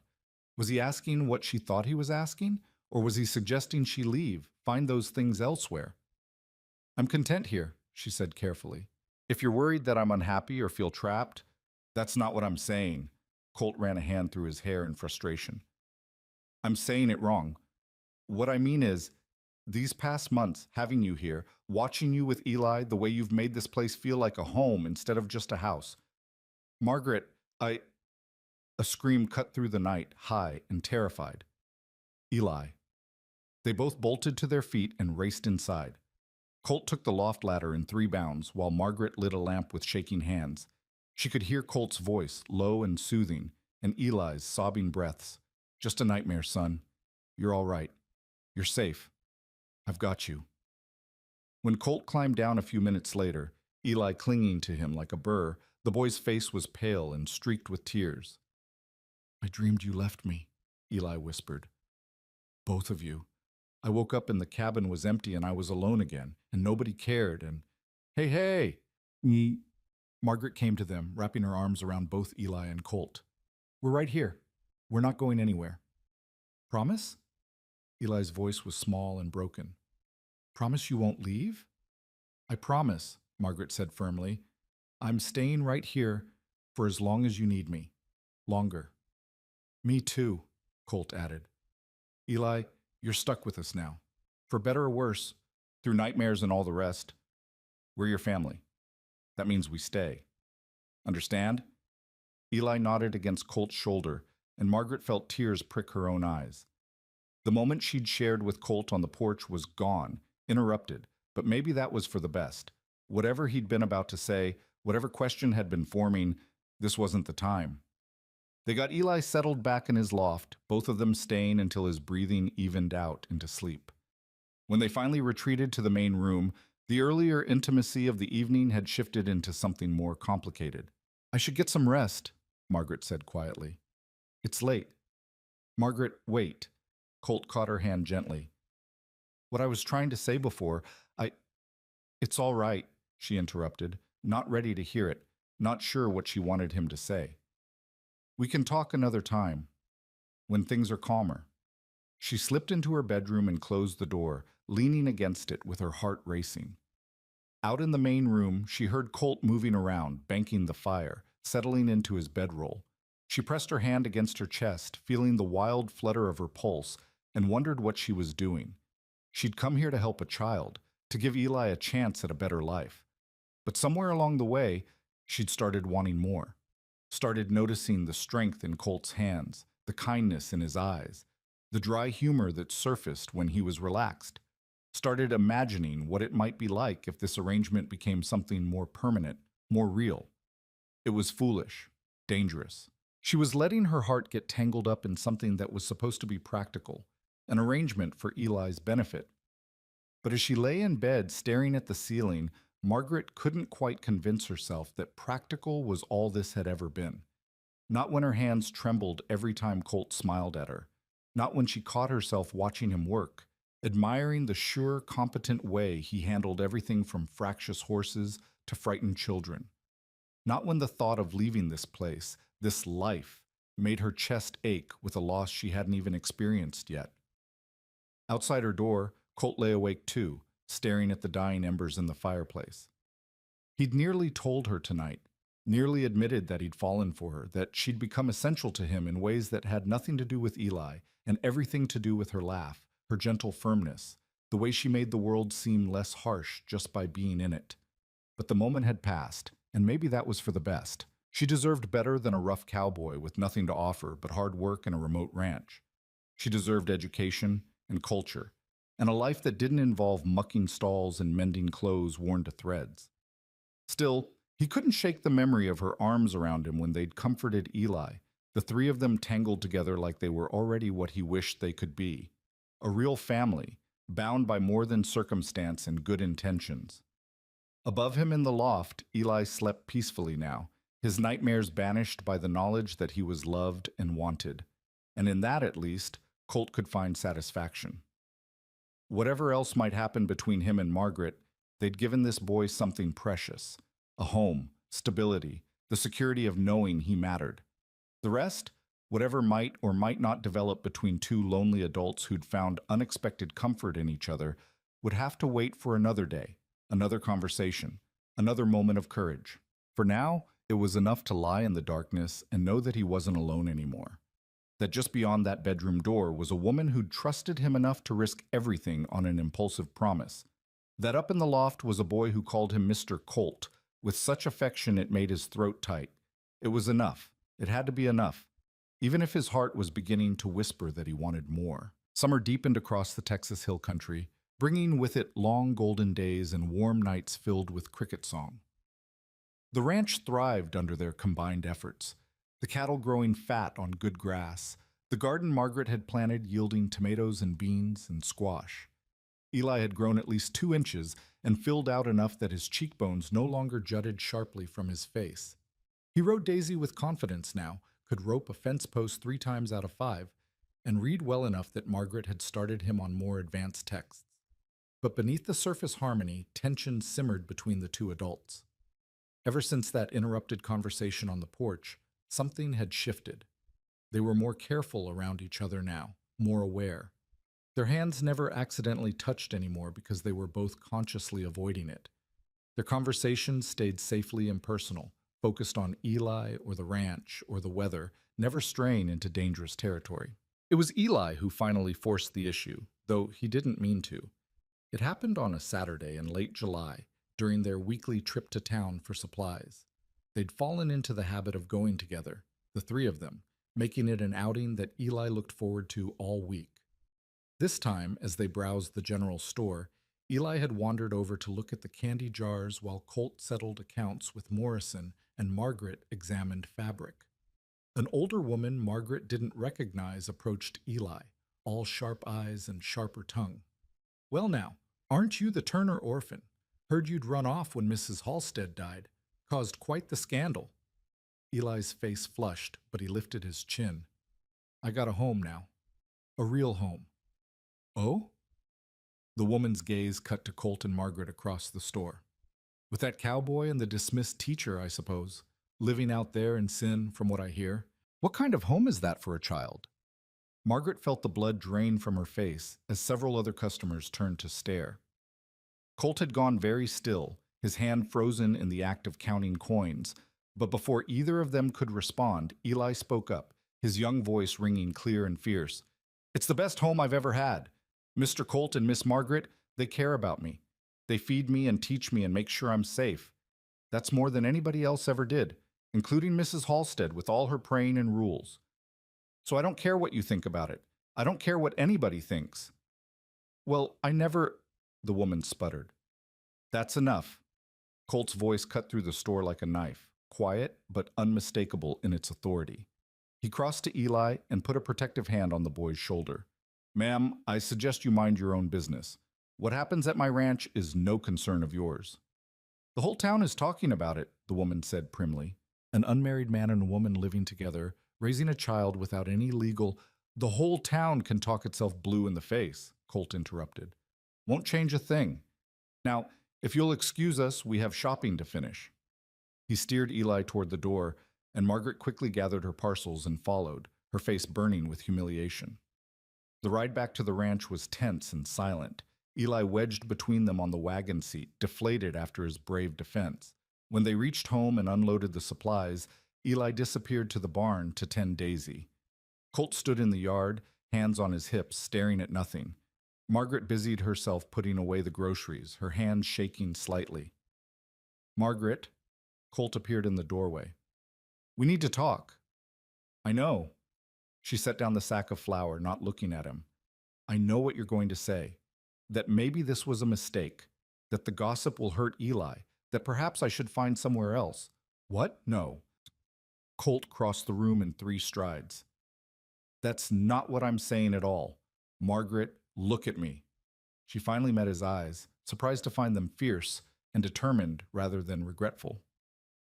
What that woman said in town, she wasn't entirely wrong. This situation we've created, it's unconventional. People are going to talk, and that talk might affect Eli eventually. Might affect you too. He paused, seeming to gather his courage. So I think we should fix it. Margaret's heart sank. I don't see how we can fix gossip. We can get married. The words fell into the space between them like stones into still water, sending ripples of shock through Margaret's entire body. She stared at him, certain she'd misheard. What? Colt ran a hand through his hair, suddenly looking uncertain. I'm saying it all wrong again. Look, I know this wasn't part of the original plan. You came here to help with Eli, and that's what you've done, more than I ever could have hoped. But these past months, having you here, Margaret, you've become more than just Eli's teacher. You've become... He stopped, struggling for words. You matter to me, a lot. And I hope, that maybe I matter to you too. Margaret's legs felt weak. She groped for a chair and sat down heavily. You're proposing marriage, to stop gossip. No, I mean, yes, that's part of it, but... Colt crouched in front of her, his hands on the armrests of her chair, caging her in gently. I'm proposing marriage because I want to. Because I care about you, Margaret. Because I wake up grateful you're here and go to sleep, hoping you'll still be here in the morning. Because when I imagine the future, you're in it. You and Eli both. Colt, her voice came out barely a whisper. I know I'm not much of a catch. I'm just a cowboy with a small ranch and rough manners. I can't offer you fancy things or city life, but I can offer you a home, security, and, his voice dropped lower, and a heart that's yours if you want it. Have wanted it for a while now, if I'm being honest. Margaret felt tears prick her eyes. All these weeks of careful distance, of not letting herself hope, and he'd been feeling the same things she had. I thought you were just being kind, offering me a place because of Eli. Started that way, maybe. Didn't stay that way. His eyes searched hers. Tell me I'm not alone in this. Tell me you feel something too, even if it's just a possibility. She thought about lying, about protecting herself from potential heartbreak, but she'd spent too many years being careful, being proper, denying what she really wanted for fear of what others might think. You're not alone, she said quietly. I feel it too. Have for weeks now. I just didn't dare to hope. Colt's face broke into a smile so warm and genuine it transformed him. Then marry me. Not because of gossip or propriety, but because you want to. Because we could be good together, the 3 of us. A real family, bound by choice, and... He hesitated, then plunged ahead. And love, if you'll have it. Love, Margaret repeated, testing the word. Did she love him? She thought of the way her heart lifted when she heard his boots on the porch at day's end, the way his rare smiles made her feel like she'd won something precious, the way his patience with Eli made her chest ache with tenderness, the way she'd come to rely on his steady presence, his quiet strength, his fundamental decency. Yes, yes, she loved him, had been falling in love with him slowly all summer, too afraid to acknowledge it even to herself. Yes, she said, and watched his eyes widen with hope and disbelief. Yes, Colt, I'll marry you. For a moment, he just stared at her as if he couldn't quite believe what he'd heard. Then he was pulling her up from the chair and into his arms, holding her so tightly she could feel his heart pounding against hers. His hand cradled the back of her head, and she felt his breath shudder out against her hair. You mean it? His voice was rough with emotion. You're sure? I'm sure. Margaret pulled back just enough to see his face. I've never been more sure of anything. Colt's hand came up to cup her cheek, his thumb brushing away a tear she hadn't realized had fallen. I'm going to try my damnedest to make you happy, Margaret, to give you the kind of life you deserve. You already have, she whispered, and then his lips were on hers, gentle at first and then deeper, a kiss that tasted of promise and possibility and coming home. They broke apart at the sound of the barn door slamming. Eli was heading back toward the cabin, and they quickly stepped apart, both flushed and slightly breathless. The boy burst through the door, then stopped short, looking between them with a puzzled expression. Did something happen? You both look weird. Colt cleared his throat. Actually, son, something did happen. Miss Margaret and I, we've been talking, and we've decided... He glanced at Margaret, who nodded encouragingly. We're going to get married. Eli's eyes went wide. Married? You mean like for real married? Like husband and wife? That's what married means, Colt said with a slight smile. But that means... Eli's face lit up like sunrise. That means we really are a family. A real one. Forever. That's right, Margaret said, kneeling to his level. If that's all right with you. All right with me? Eli launched himself at both of them, nearly knocking them over. It's the best thing ever. Can I call you Ma and Pa now? Can I, please? Margaret felt her throat tighten. I'd like that very much. Me too, Colt added, his voice suspiciously gruff. They stood there in the cabin, the three of them wrapped in each other's arms, and Margaret thought this must be what wholeness felt like. After so many years of feeling like a piece that didn't quite fit anywhere, she'd finally found her place. They married 2 weeks later in a small ceremony at the church in Sweetwater Creek, with the minister's wife and the sheriff standing as witnesses. Margaret wore a simple dress in pale blue that she'd sewn herself from fabric Colt had bought her, and Eli stood proudly beside them in his Sunday best, clutching the ring that Colt would slide onto Margaret's finger. The ceremony was brief and simple, but when Colt said "I do" and looked at her with such open tenderness, Margaret felt like the luckiest woman in Texas. She said her own vows clearly and firmly, meaning every word, and when the minister pronounced them husband and wife, Colt's kiss was both chaste and full of promise. They had a quiet celebration at the ranch that evening, just the three of them. Margaret had made a special supper: fried chicken, biscuits, greens from the garden, and a cake that Eli pronounced the best thing he'd ever tasted. After the meal, Colt surprised them both by presenting Eli with a gift wrapped in brown paper. What is it? Eli asked, tearing into the wrapping. Well, now that we're officially a family, figured you should have proof. Colt watched as Eli pulled out a leather-bound book. It's a family Bible. See there on the first page? That's where you record births and marriages and such. I've already put in our wedding today, Colt Dawson and Margaret Hale.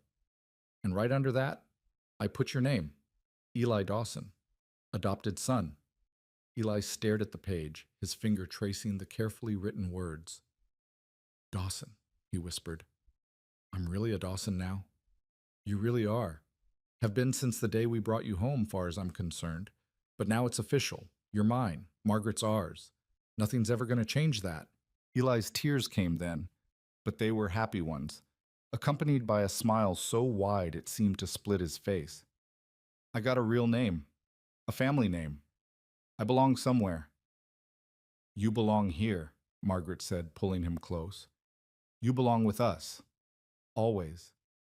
That night, after Eli had finally gone to sleep, exhausted from excitement and cake, Margaret stood in the bedroom that was now truly hers to share, nervous in a way she hadn't expected. She'd changed into her nightgown, braided her hair, and now sat on the edge of the bed wondering what happened next. The door opened quietly and Colt stepped in, still fully dressed. He looked almost as nervous as she felt. I can sleep out in the main room tonight, he said quietly. If you need more time.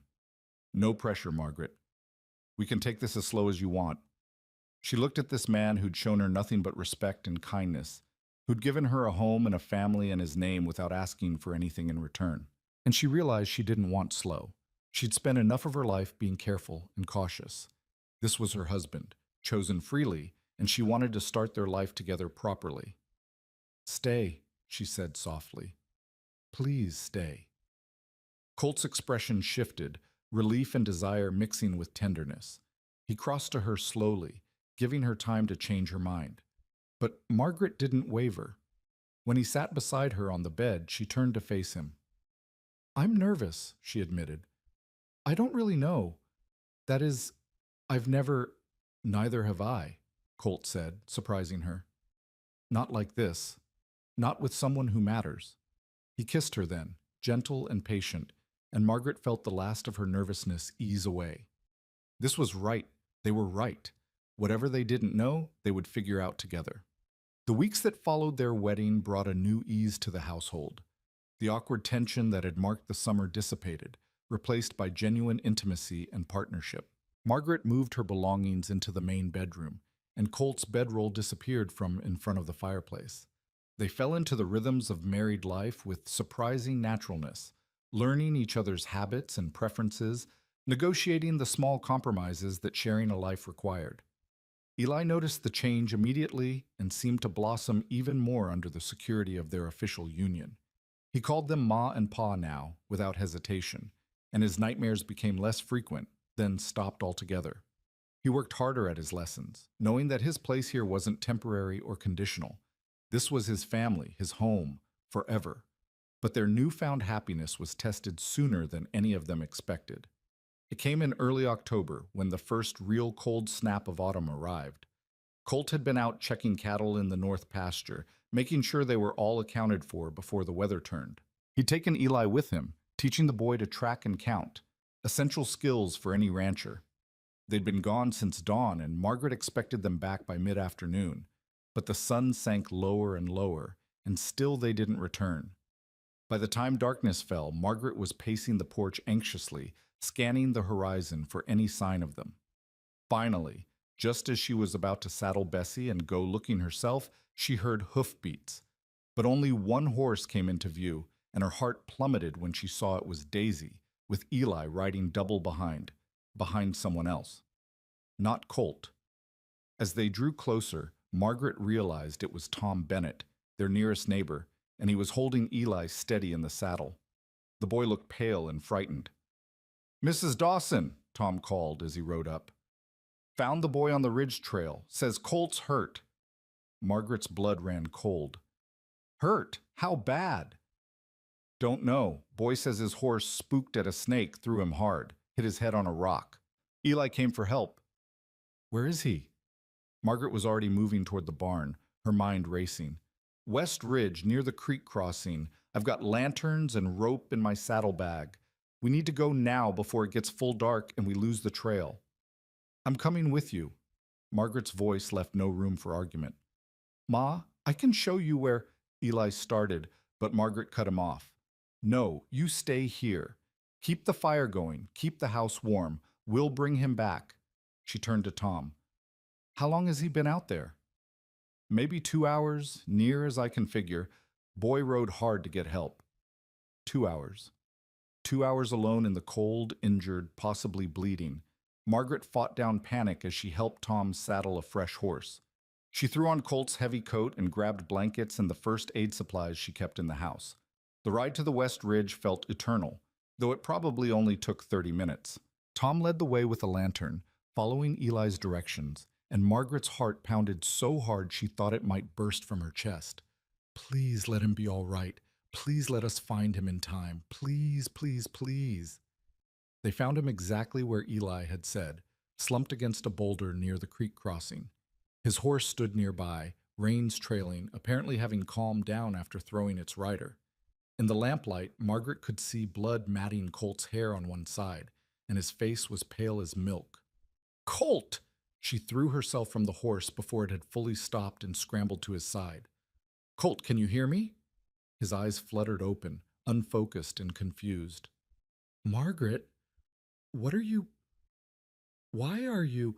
You were thrown. You're hurt. We're going to get you home. She examined the wound on his head as gently as she could, relieved to find it wasn't as deep as she'd feared, though he'd have a hell of a goose egg. Can you stand? Yeah, I think so. With Tom's help, they got Colt to his feet, though he swayed dangerously and had to lean heavily on both of them. Definitely got his bell rung, Tom observed. Probably concussed. We need to get him home and keep him awake tonight. Make sure it's not serious. Getting Colt onto his horse was an ordeal, and Margaret ended up riding behind him to hold him steady, her arms wrapped around his waist, her cheek pressed against his back so she could monitor his breathing. The ride back seemed even longer than the ride out, every jolt and sway making her wince in sympathy. Eli burst out of the cabin the moment he heard the horses, his face a mask of worry. Pa, is he all right? Is he gonna die? He's not going to die, Margaret said firmly, though fear still gripped her heart. He's just hurt. Help us get him inside. Between the three of them, they managed to get Colt into the cabin and onto the bed. Margaret immediately set to cleaning the wound on his head, while Tom built up the fire and Eli heated water. Colt drifted in and out of full consciousness, murmuring things that didn't quite make sense. Stay with me, Margaret commanded, patting his cheek when his eyes started to close. Colt Dawson, you stay awake, you hear me? I didn't marry you just to have you die on me 2 months later. His eyes opened, and this time the focus was a little better. Margaret, you all right? I'm fine. You're the one who decided to go flying off your horse like a greenhorn. Snake, he mumbled, big rattler. Storm spooked, threw me before I could get him settled. I know, Eli told us. It's all right, you're going to be fine. Tom stayed for another hour, helping Margaret watch over Colt and making sure he stayed conscious. Finally, satisfied that the danger had passed, he took his leave. Keep waking him through the night, he advised. Don't let him sleep more than an hour at a time. If he starts vomiting or can't recognize you, ride for the doctor immediately. After Tom left, Margaret sent Eli to bed, though she doubted the boy would sleep much. Then she settled in for the long night of keeping watch over her husband. Colt drifted in and out of lucidity, sometimes knowing exactly where he was and who she was, other times confused and disoriented. During one of his clearer moments, he reached for her hand. I'm sorry, he mumbled. Scared you. Didn't mean to. I know you didn't. Margaret's voice was thick with emotion she'd been holding back. But Colt, when I saw you lying there, when I thought you might be, I realized how much I need you, not just for Eli, but for me. I can't lose you. Not planning on going anywhere. His hand tightened on hers. Promised you forever. Still mean it. Good. Because I'm holding you to that promise. She woke him every hour through the night, checking his pupils, asking him simple questions to make sure his mind was clear. Each time he was a little more coherent, a little more himself. And by dawn, the worst of her fear had passed. When morning light finally spilled through the windows, Eli crept downstairs and peeked into the bedroom. Ma, is he? He's all right, Margaret said, her voice hoarse from exhaustion. He's going to be fine. Eli's face crumpled with relief, and he crawled into the bed on Colt's other side, careful not to jostle his injured father. Colt's arm came up automatically to hold the boy close. Sorry I scared you, son, he murmured. That was a damn fool thing, letting Storm throw me like that. Don't care, Eli said fiercely. Just glad you're alive. When I saw you lying there, not moving, I thought, I know, but I'm tough to kill. Gonna take more than a rattlesnake and a hard landing to keep me down. Margaret watched them together, her husband and her son, and felt the fear of the night crystallize into something else, something fierce and protective and all-consuming. This was her family. These two people were hers to love and protect, and she would do anything, anything, to keep them safe. Colt spent 3 days recovering, during which Margaret fussed over him relentlessly, and Eli barely left his side. By the 4th day, he was itching to get back to work, though Margaret insisted he take it easy. "The cattle can wait another day," she said firmly when he tried to get up at dawn. "You're not fully healed yet." "I'm fine, woman. Stop coddling me." "I'll coddle you if I want to. You're my husband, and I nearly lost you, so you'll stay in this bed until I say otherwise." Colt looked at her, his capable, determined wife who'd ridden through the dark to find him, who'd stayed awake all night to keep watch over him, who'd faced her fear and turned it into fierce protection, and felt his heart swell with love so intense it almost hurt. "Come here," he said quietly. Margaret moved closer, suspicious. "If you think you're charming your way out of bed rest." He pulled her down beside him and kissed her thoroughly. "I love you," he said when they broke apart. "Haven't said it enough. Should say it more. I love you, Margaret Dawson. Love you something fierce." Her eyes went bright with tears. "I love you too. So much it terrifies me sometimes. When I thought I might lose you. You won't. I'm too stubborn, and you're too determined to let me go. We're stuck with each other now." "Good," she said, resting her head on his shoulder. "That's exactly how I want it." They lay there together as the morning sun warmed the room, and from the loft they could hear Eli stirring, Buck's tail thumping the floor as the boy woke. This was their life now, full of work and worry, of small joys and sudden scares, of love that had crept up on them quietly and then taken root so deep nothing could shake it loose. It wasn't the life Margaret had imagined for herself back in Boston, teaching proper young ladies in a proper school. It wasn't the lonely existence Colt had resigned himself to after Jack's death. It was better. Messier and scarier and more complicated, but infinitely better. Because they had each other. And as long as that remained true, they could face anything the Texas wilderness threw at them. Winter came early that year, sweeping down from the north with winds that rattled the cabin windows and turned the grass silver with frost. By November, the hills wore a coat of white more often than not, and the cattle huddled together in the sheltered valleys, their breath making clouds in the cold air. Inside the cabin, though, warmth radiated from the fireplace and from the family gathered around it. Margaret sat in the rocking chair with her sewing, working on a new shirt for Eli, who seemed to grow an inch every time she turned around. Colt was at the table, showing the boy how to work leather, their heads bent together over a bridle that needed mending. Buck lay stretched before the fire, twitching occasionally in his sleep as he dreamed of chasing rabbits. It was an ordinary evening, peaceful and domestic, the kind that Margaret had come to treasure. But she carried a secret tonight, something she'd been holding close for the past week, waiting for the right moment to share. She watched her husband and son working together, their easy camaraderie, the way Eli hung on Colt's every word, and felt her heart swell with love and anticipation. "Eli," she said finally, setting down her sewing, "why don't you take Buck out for his evening run? He's been cooped up all day." Eli looked up, surprised. "But it's cold out there, Ma." "Then wear your heavy coat. The dog needs exercise, and so do you. You've been sitting too long." The boy recognized the tone, the one that meant his mother wanted privacy for adult conversation. He gathered Buck and bundled into his coat, shooting curious glances at both his parents before heading out into the cold evening.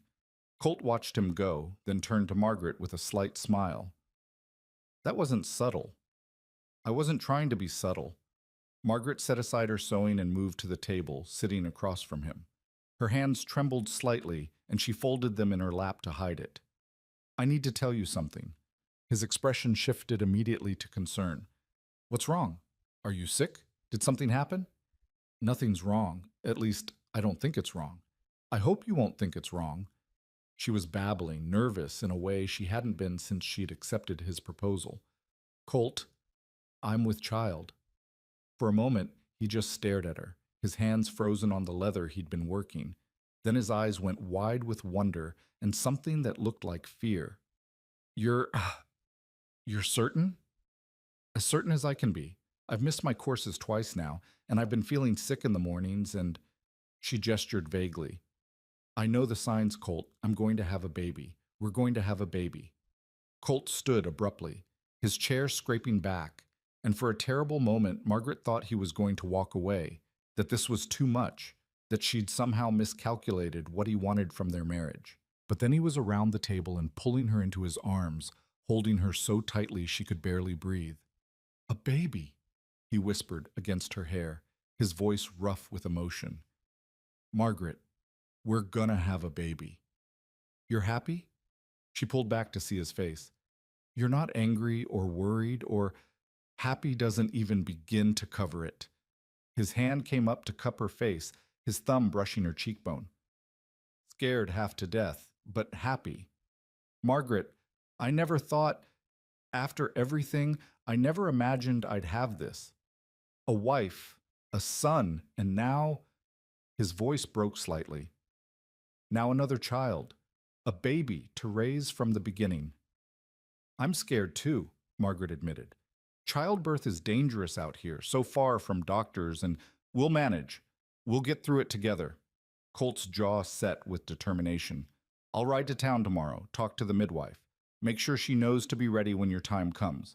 And we'll prepare, stock up on supplies. Make sure you have everything you need. It won't be until spring, Margaret said. Late April or early May, I think.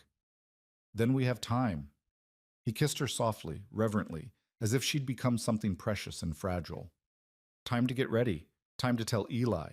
Time for me to stop panicking. Margaret laughed despite her own nerves. You're panicking? Terrified. What do I know about babies? At least with Eli, he was already 10, could talk and feed himself and use the privy. A baby is just tiny and helpless and completely dependent. What if I do it wrong? Then we'll figure it out together, just like we've figured out everything else. She took his hand and placed it on her still flat stomach. This child is already so loved, Colt, by both of us. That's the most important thing. They stood like that for a long moment, Colt's hand warm on her belly, both of them imagining the life growing there. Then the door burst open and Eli tumbled in with Buck, both of them covered in snow. It started snowing again, the boy announced, shaking snow from his hair. Big fat flakes coming down real heavy. Buck tried to eat them and he stopped, noticing their position, the way they were looking at each other. What? What happened? Did I miss something? Margaret and Colt exchanged glances, and she nodded. Might as well tell him now. Come here, son, Colt said, and Eli approached warily, probably expecting to be scolded for tracking snow inside. We've got some news, good news. Your ma and I, we're going to have a baby. You're going to be a big brother. Eli's mouth dropped open. For a long moment, he just stood there, processing, and Margaret held her breath, suddenly worried about how he'd take it. Would he feel replaced? Jealous? Would this threaten the security they'd worked so hard to build? Then Eli's face split into the widest grin she'd ever seen. A baby? Really? A real baby? Like tiny and everything? That's generally how babies work, Colt said with a slight smile. When? When does it get here? Not until spring, Margaret said. It takes time for a baby to grow. Spring. Eli was already planning, his mind racing ahead. We'll have to make sure the cabin's extra warm and maybe build a cradle, and I can help take care of it, right? I can be a good big brother. I'll teach it everything I know about horses and roping and… Slow down, Margaret laughed, relief flooding through her. The baby won't be doing any riding or roping for quite a while. But yes, you can help. You'll be very important. Eli threw his arms around both of them, and they stood in a three-way embrace while snow continued to fall outside and the fire crackled warm and bright. This was their family, Margaret thought, and it was about to grow. The idea was both terrifying and wonderful. The winter passed in a flurry of preparation. Colt built a beautiful cradle from oak, carving delicate patterns into the wood during the long evenings. Margaret sewed tiny clothes and blankets, her hands remembering skills her own mother had taught her years ago. Eli appointed himself chief baby preparer, asking endless questions about what babies needed and how they worked and whether this one would be a boy or a girl. Don't really matter, Colt said one evening as they all worked on their various projects. Long as the baby's healthy and your ma comes through it safe, that's all I care about. But Margaret saw the way his hands sometimes paused on the cradle, the distant look in his eyes, and knew he was imagining holding his child, probably hoping for a daughter with dark hair in his eyes, or maybe a son with Margaret's features. The specifics didn't matter. He'd love this child regardless, but she understood the dreams that came with anticipation. Christmas arrived, and they celebrated simply but joyfully. Margaret made a special dinner with supplies Colt had brought from town, a ham that must have cost him dearly, canned peaches, real sugar for cookies. Colt gave Eli a new saddle, sized perfectly for the boy's growing frame, and Margaret gave him books, adventure stories she'd ordered specially. For each other, they exchanged practical gifts wrapped in sentiment. A new shawl for Margaret that Colt had picked out himself, running his rough fingers over the soft wool until the shopkeeper assured him it was the finest they had. A carved pipe for Colt that Margaret had commissioned from a craftsman in town, knowing he'd given up smoking years ago, but had always admired the look of a good pipe. But the best gift was simply being together, the three of them safe and warm while snow piled up outside. Eli fell asleep by the fire with his head in Margaret's lap, and Colt carried him to his loft bed before returning to sit with his wife. "Next Christmas there'll be 4 of us," Margaret said softly, her hand on her growing belly. She was starting to show now, her dresses getting snug despite the letting out she'd done. 5, counting Buck, Colt added, and they both smiled. As winter deepened into January and then February, Margaret's pregnancy became more evident. Her energy waned and she found herself needing afternoon rests. Colt took over more of the household chores without complaint, learning to cook basic meals and even attempting bread, though his first efforts were dense enough to use as doorstops. "It's the thought that counts," Margaret said diplomatically, trying to chew through a biscuit that could have doubled as a weapon. "It's terrible, and you know it," Colt said with a laugh. "But I'm learning. By the time this baby comes, I'll be able to feed us all without poisoning anyone." Eli helped too, taking on more responsibilities without being asked. He kept the firewood stocked, fed the chickens, helped with cooking, and read to Margaret in the afternoons when she was tired. He'd grown so much in the past year, physically and emotionally, transforming from a scared, hungry orphan into a confident young man who knew he was loved and valued. One afternoon in late February, as Margaret dozed in the rocking chair and Eli read beside her, Colt came in from working in the barn with a strange expression on his face. "Eli, go check on the horses, would you? Make sure they've got enough water." The boy recognized a dismissal when he heard one and obeyed without argument, though he shot curious glances back as he left. Colt waited until the door closed, then pulled a chair close to Margaret's and took her hand. "What is it?" Margaret asked, suddenly alert. "What's wrong?" "Nothing's wrong. At least I don't think so. He paused, gathering his thoughts. "I rode into town this morning while you were resting. Went to see Judge Morrison about something." Margaret's heart began to pound. "About what?" "About adopting Eli. Legally, officially, making him a Dawson in the eyes of the law, not just in our hearts." Colt pulled papers from his coat pocket. "I've been thinking about it for months, since before the wedding even. But with the baby coming, I wanted to make sure Eli knows, absolutely knows, that he's ours same as any child we have together, that nothing changes for him." Tears sprang to Margaret's eyes.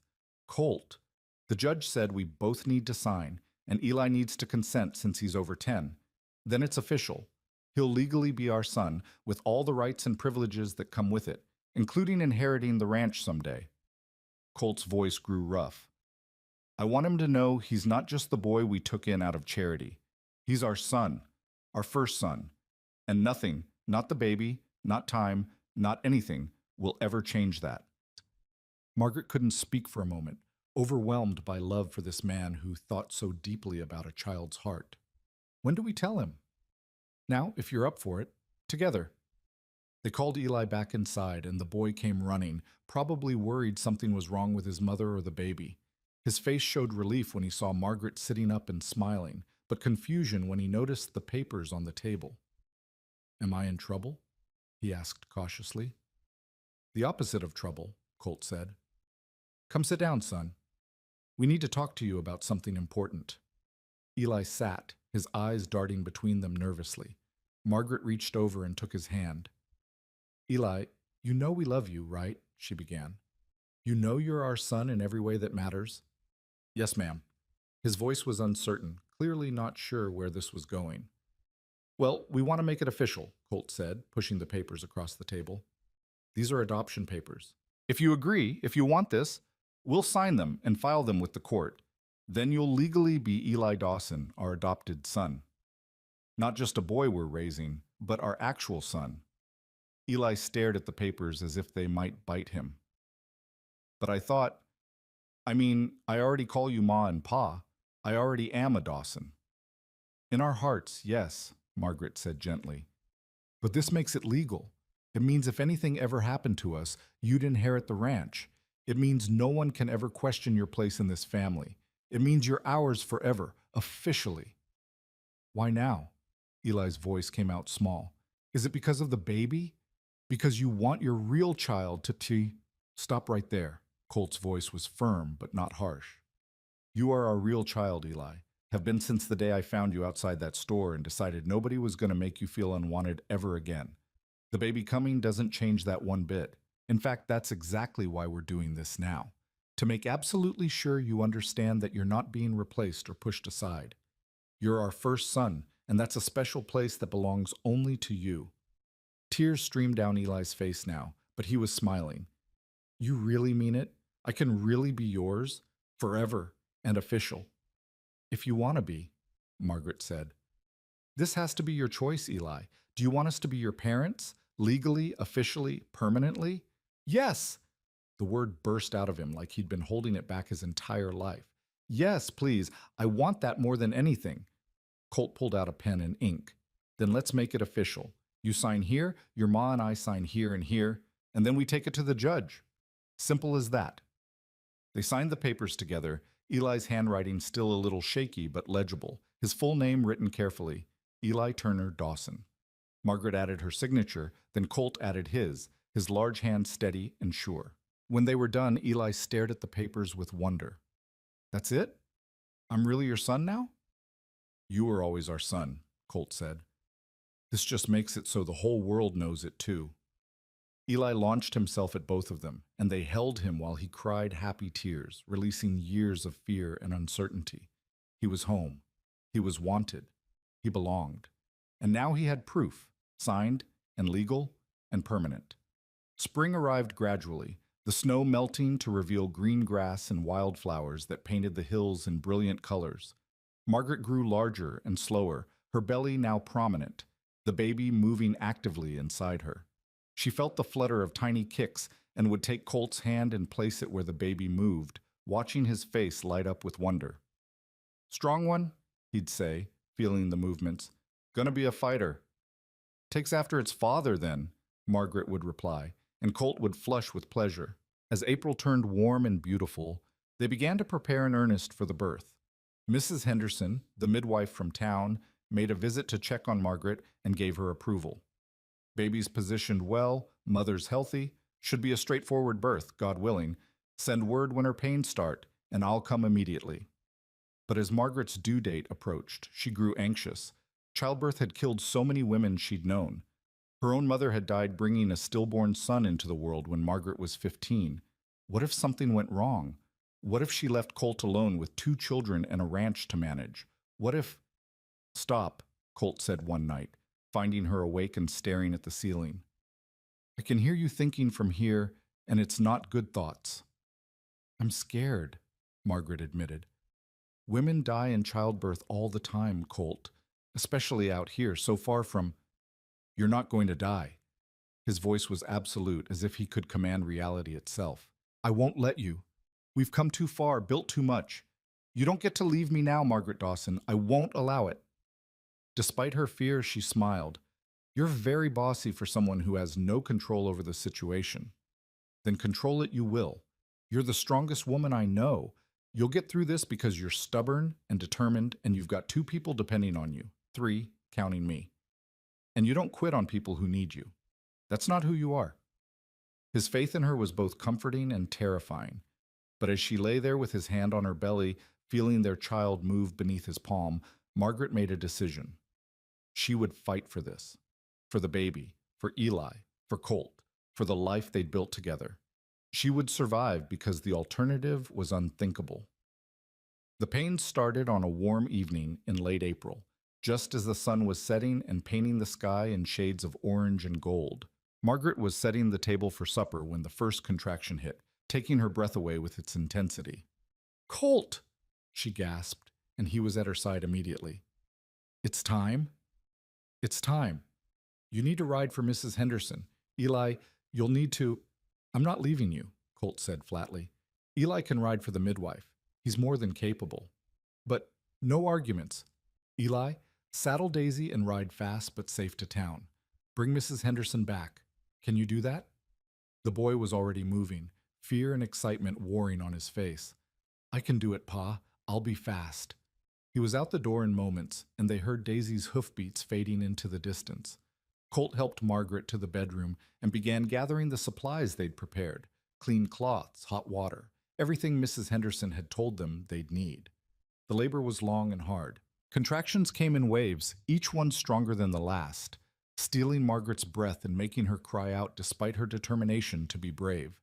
Colt stayed by her side through all of it, his hand in hers, his voice low and steady as he talked her through each pain. "You're doing so well, love, so strong. Just breathe through it. That's it. I've got you. You're not alone." Hours passed. Night fell fully, and still no sign of Eli or the midwife. The pains grew closer together, more intense, and Margaret began to panic. "Something's wrong," she gasped between contractions. "The baby should be here by now. Why isn't Mrs. Henderson here? Colt, I'm scared."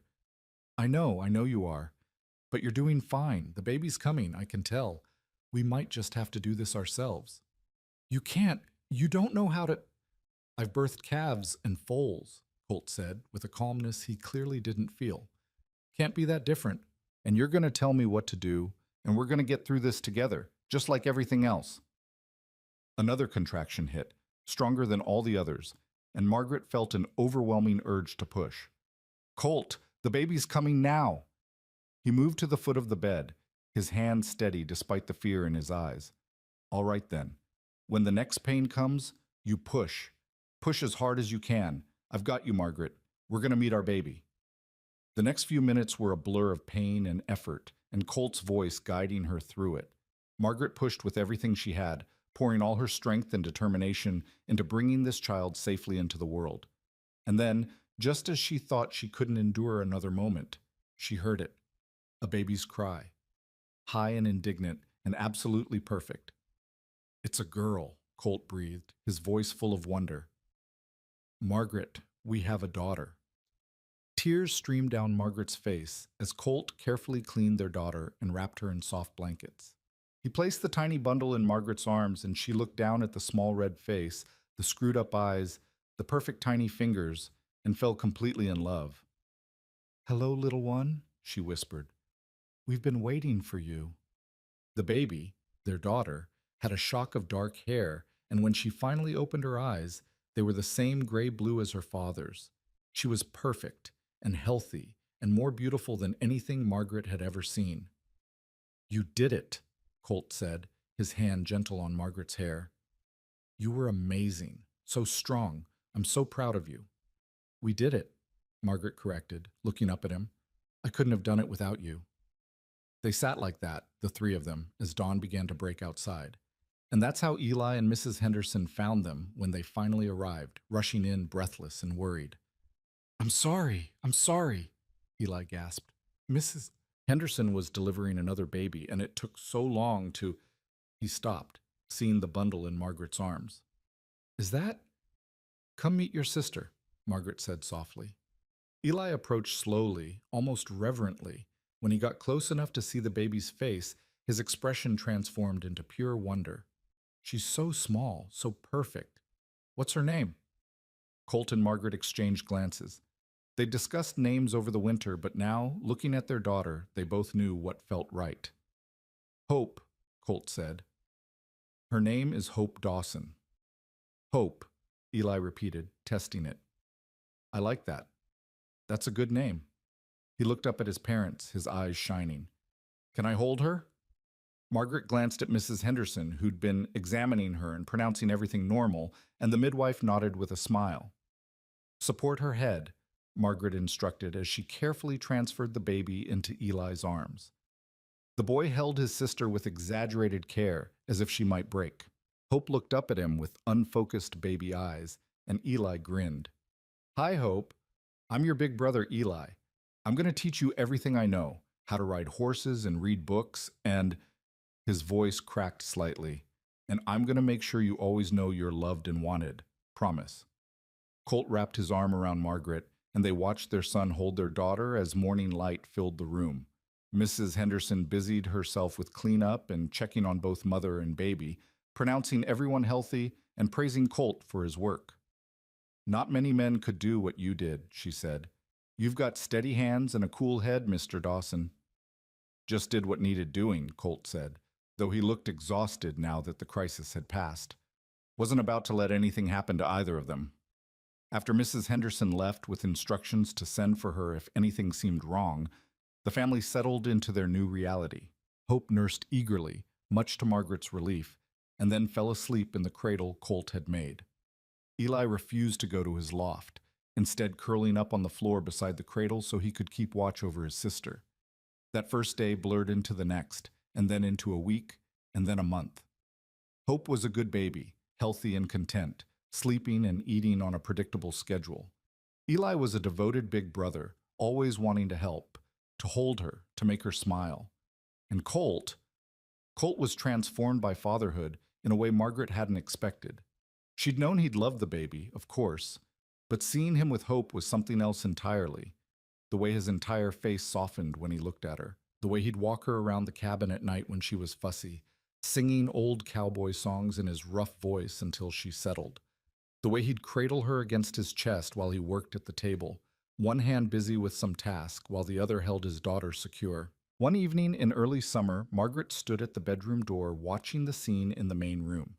Eli was reading aloud from one of his books while Hope lay in her father's lap, her tiny hand wrapped around Colt's finger. Buck dozed by the fire, and the whole cabin glowed warm with lamplight and love. Colt looked up and caught her watching, a smile playing at his lips. "What are you thinking about?" "That day in Sweetwater Creek," Margaret said, moving into the room to join them. "When you stopped for a starving boy outside a general store. Did you ever imagine it would lead to this?" "Not in a million years," Colt admitted. "Thought I'd probably just buy him a meal, maybe give him a few coins, and that would be the end of it.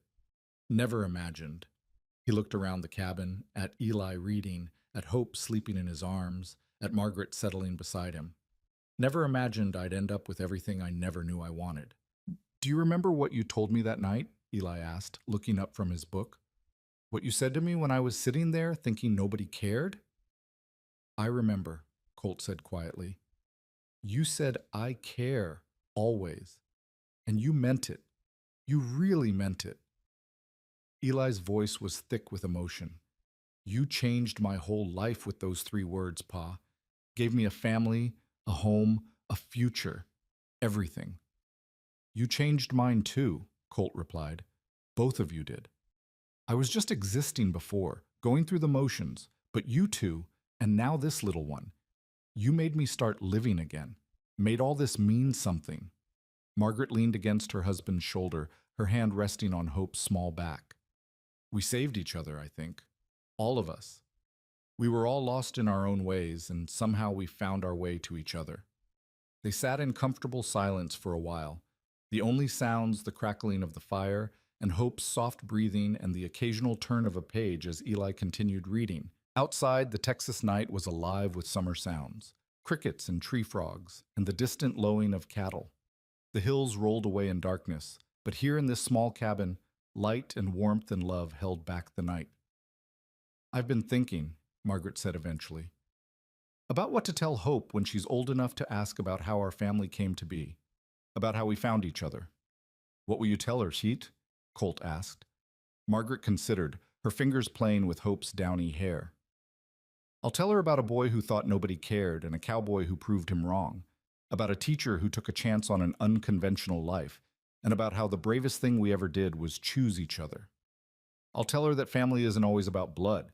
It's about the people who stop when you need them, who care when it costs them something, who stay even when it's hard. That's good, Eli said softly. That's real good, Ma. And I'll tell her, Colt added, his arm tightening around Margaret, that the measure of a life well lived isn't in how much you accumulate or how comfortable you make yourself. It's in how much you give when it matters, in stopping for someone who needs help, in caring always, even when, especially when, the world says you don't have to. He looked down at Hope, at her perfect sleeping face, and then at Eli, who'd grown so much in the years since that fateful evening in Sweetwater Creek. That's what Jack taught me, and what I hope we're teaching both of you. That kindness isn't weakness, that caring isn't foolish, that sometimes the best thing you can do with your life is open your heart to people who need it, even when it's scary, even when you don't know how it'll turn out. It turned out pretty well, I'd say, Margaret murmured, and Colt smiled. Yeah, it really did. As the evening deepened and Hope woke for her feeding, they moved through the familiar routines of family life. Eli helped bank the fire and prepare for bed. Colt checked the doors and windows, making sure everything was secure. Margaret nursed the baby in the rocking chair, humming softly. And slowly, naturally, they all settled into sleep. In his loft, Eli lay beneath his blankets thinking about how different his life was from just a year ago. He'd been alone and hungry and convinced he'd never matter to anyone. Now he had parents who loved him, a baby sister he'd protect with his life, and a home that would always be his. He touched the adoption papers that he kept tucked under his pillow, needing the physical reminder that it was all real, all permanent. In the bedroom, Colt and Margaret lay with Hope in her cradle beside them. Margaret's hand dangled over the side, her fingers resting on the cradle's edge so she'd feel if the baby stirred. Colt's arm was around his wife, holding her close, grateful beyond words for the life they'd built. Thank you, Margaret whispered in the darkness. For what? For stopping that day. For caring when you didn't have to. For giving me and Eli a home. For loving us. Thank you for trusting me, Colt replied. For taking a chance on a rough cowboy who didn't have much to offer except a promise to try. You offered everything that mattered, Margaret said. You offered your heart. That's all we needed. They fell asleep like that, surrounded by the breathing of their children, wrapped in the security of promises kept and love freely given. Outside, the Texas stars wheeled overhead in their eternal dance, indifferent to human joys and sorrows. But in that cabin, in that valley, a family had been forged from loneliness and loss, and the simple, profound act of stopping when someone needed help. The years would bring their share of challenges, drought and illness, hard winters, and harder decisions. Eli would grow into a fine young man who'd eventually bring home a wife of his own. Hope would grow strong and spirited, learning to ride almost before she could walk, inheriting her father's stubbornness and her mother's sharp mind. There would be other children, too, filling the cabin with noise and laughter and the beautiful chaos of a growing family. But always they would remember that first summer when they came together. The boy who said nobody cared, the cowboy who stopped, the teacher who took a leap of faith, and the baby named Hope who completed their circle. On quiet evenings, when the children were grown and gone, when gray had touched both Colt's and Margaret's hair, they would sit on that same porch and watch the sunset over the valley they'd made their own. And Colt would take Margaret's hand, weathered now with years of work and love, and he'd say the words that had started everything. I care, always. And Margaret would smile, squeezing his hand, and reply with words of her own. I know you do. Because that's what their life had been built on. Caring when it cost something, loving when it was hard, staying when it would have been easier to leave. They'd taken broken pieces and made something whole. They'd transformed nobody cares into I care, always. And from those 3 words, a family had grown. Their story would be told around the fire on cold nights, passed down through generations. The story of how love could take root in the most unlikely places. How family could be chosen as well as born. How one moment of compassion could change the course of multiple lives forever. And at the heart of it all would be a simple truth, as relevant in their final years as it had been that first night in Sweetwater Creek. That we save each other. That the bravest thing we can do is open our hearts when the world tells us to close them. That caring, truly, deeply, always caring, is not just the foundation of family, but the foundation of everything worth having in this life. Beneath the vast Texas sky, in a valley where wildflowers bloomed and cattle grazed and children's laughter echoed off the hills, that truth had taken root and flourished. And it would continue long after Colt and Margaret were gone, living on in the hearts of their children and their children's children, a legacy more precious than land or cattle or gold. The legacy of a family built on three simple words: I care, always. And they did. They always would.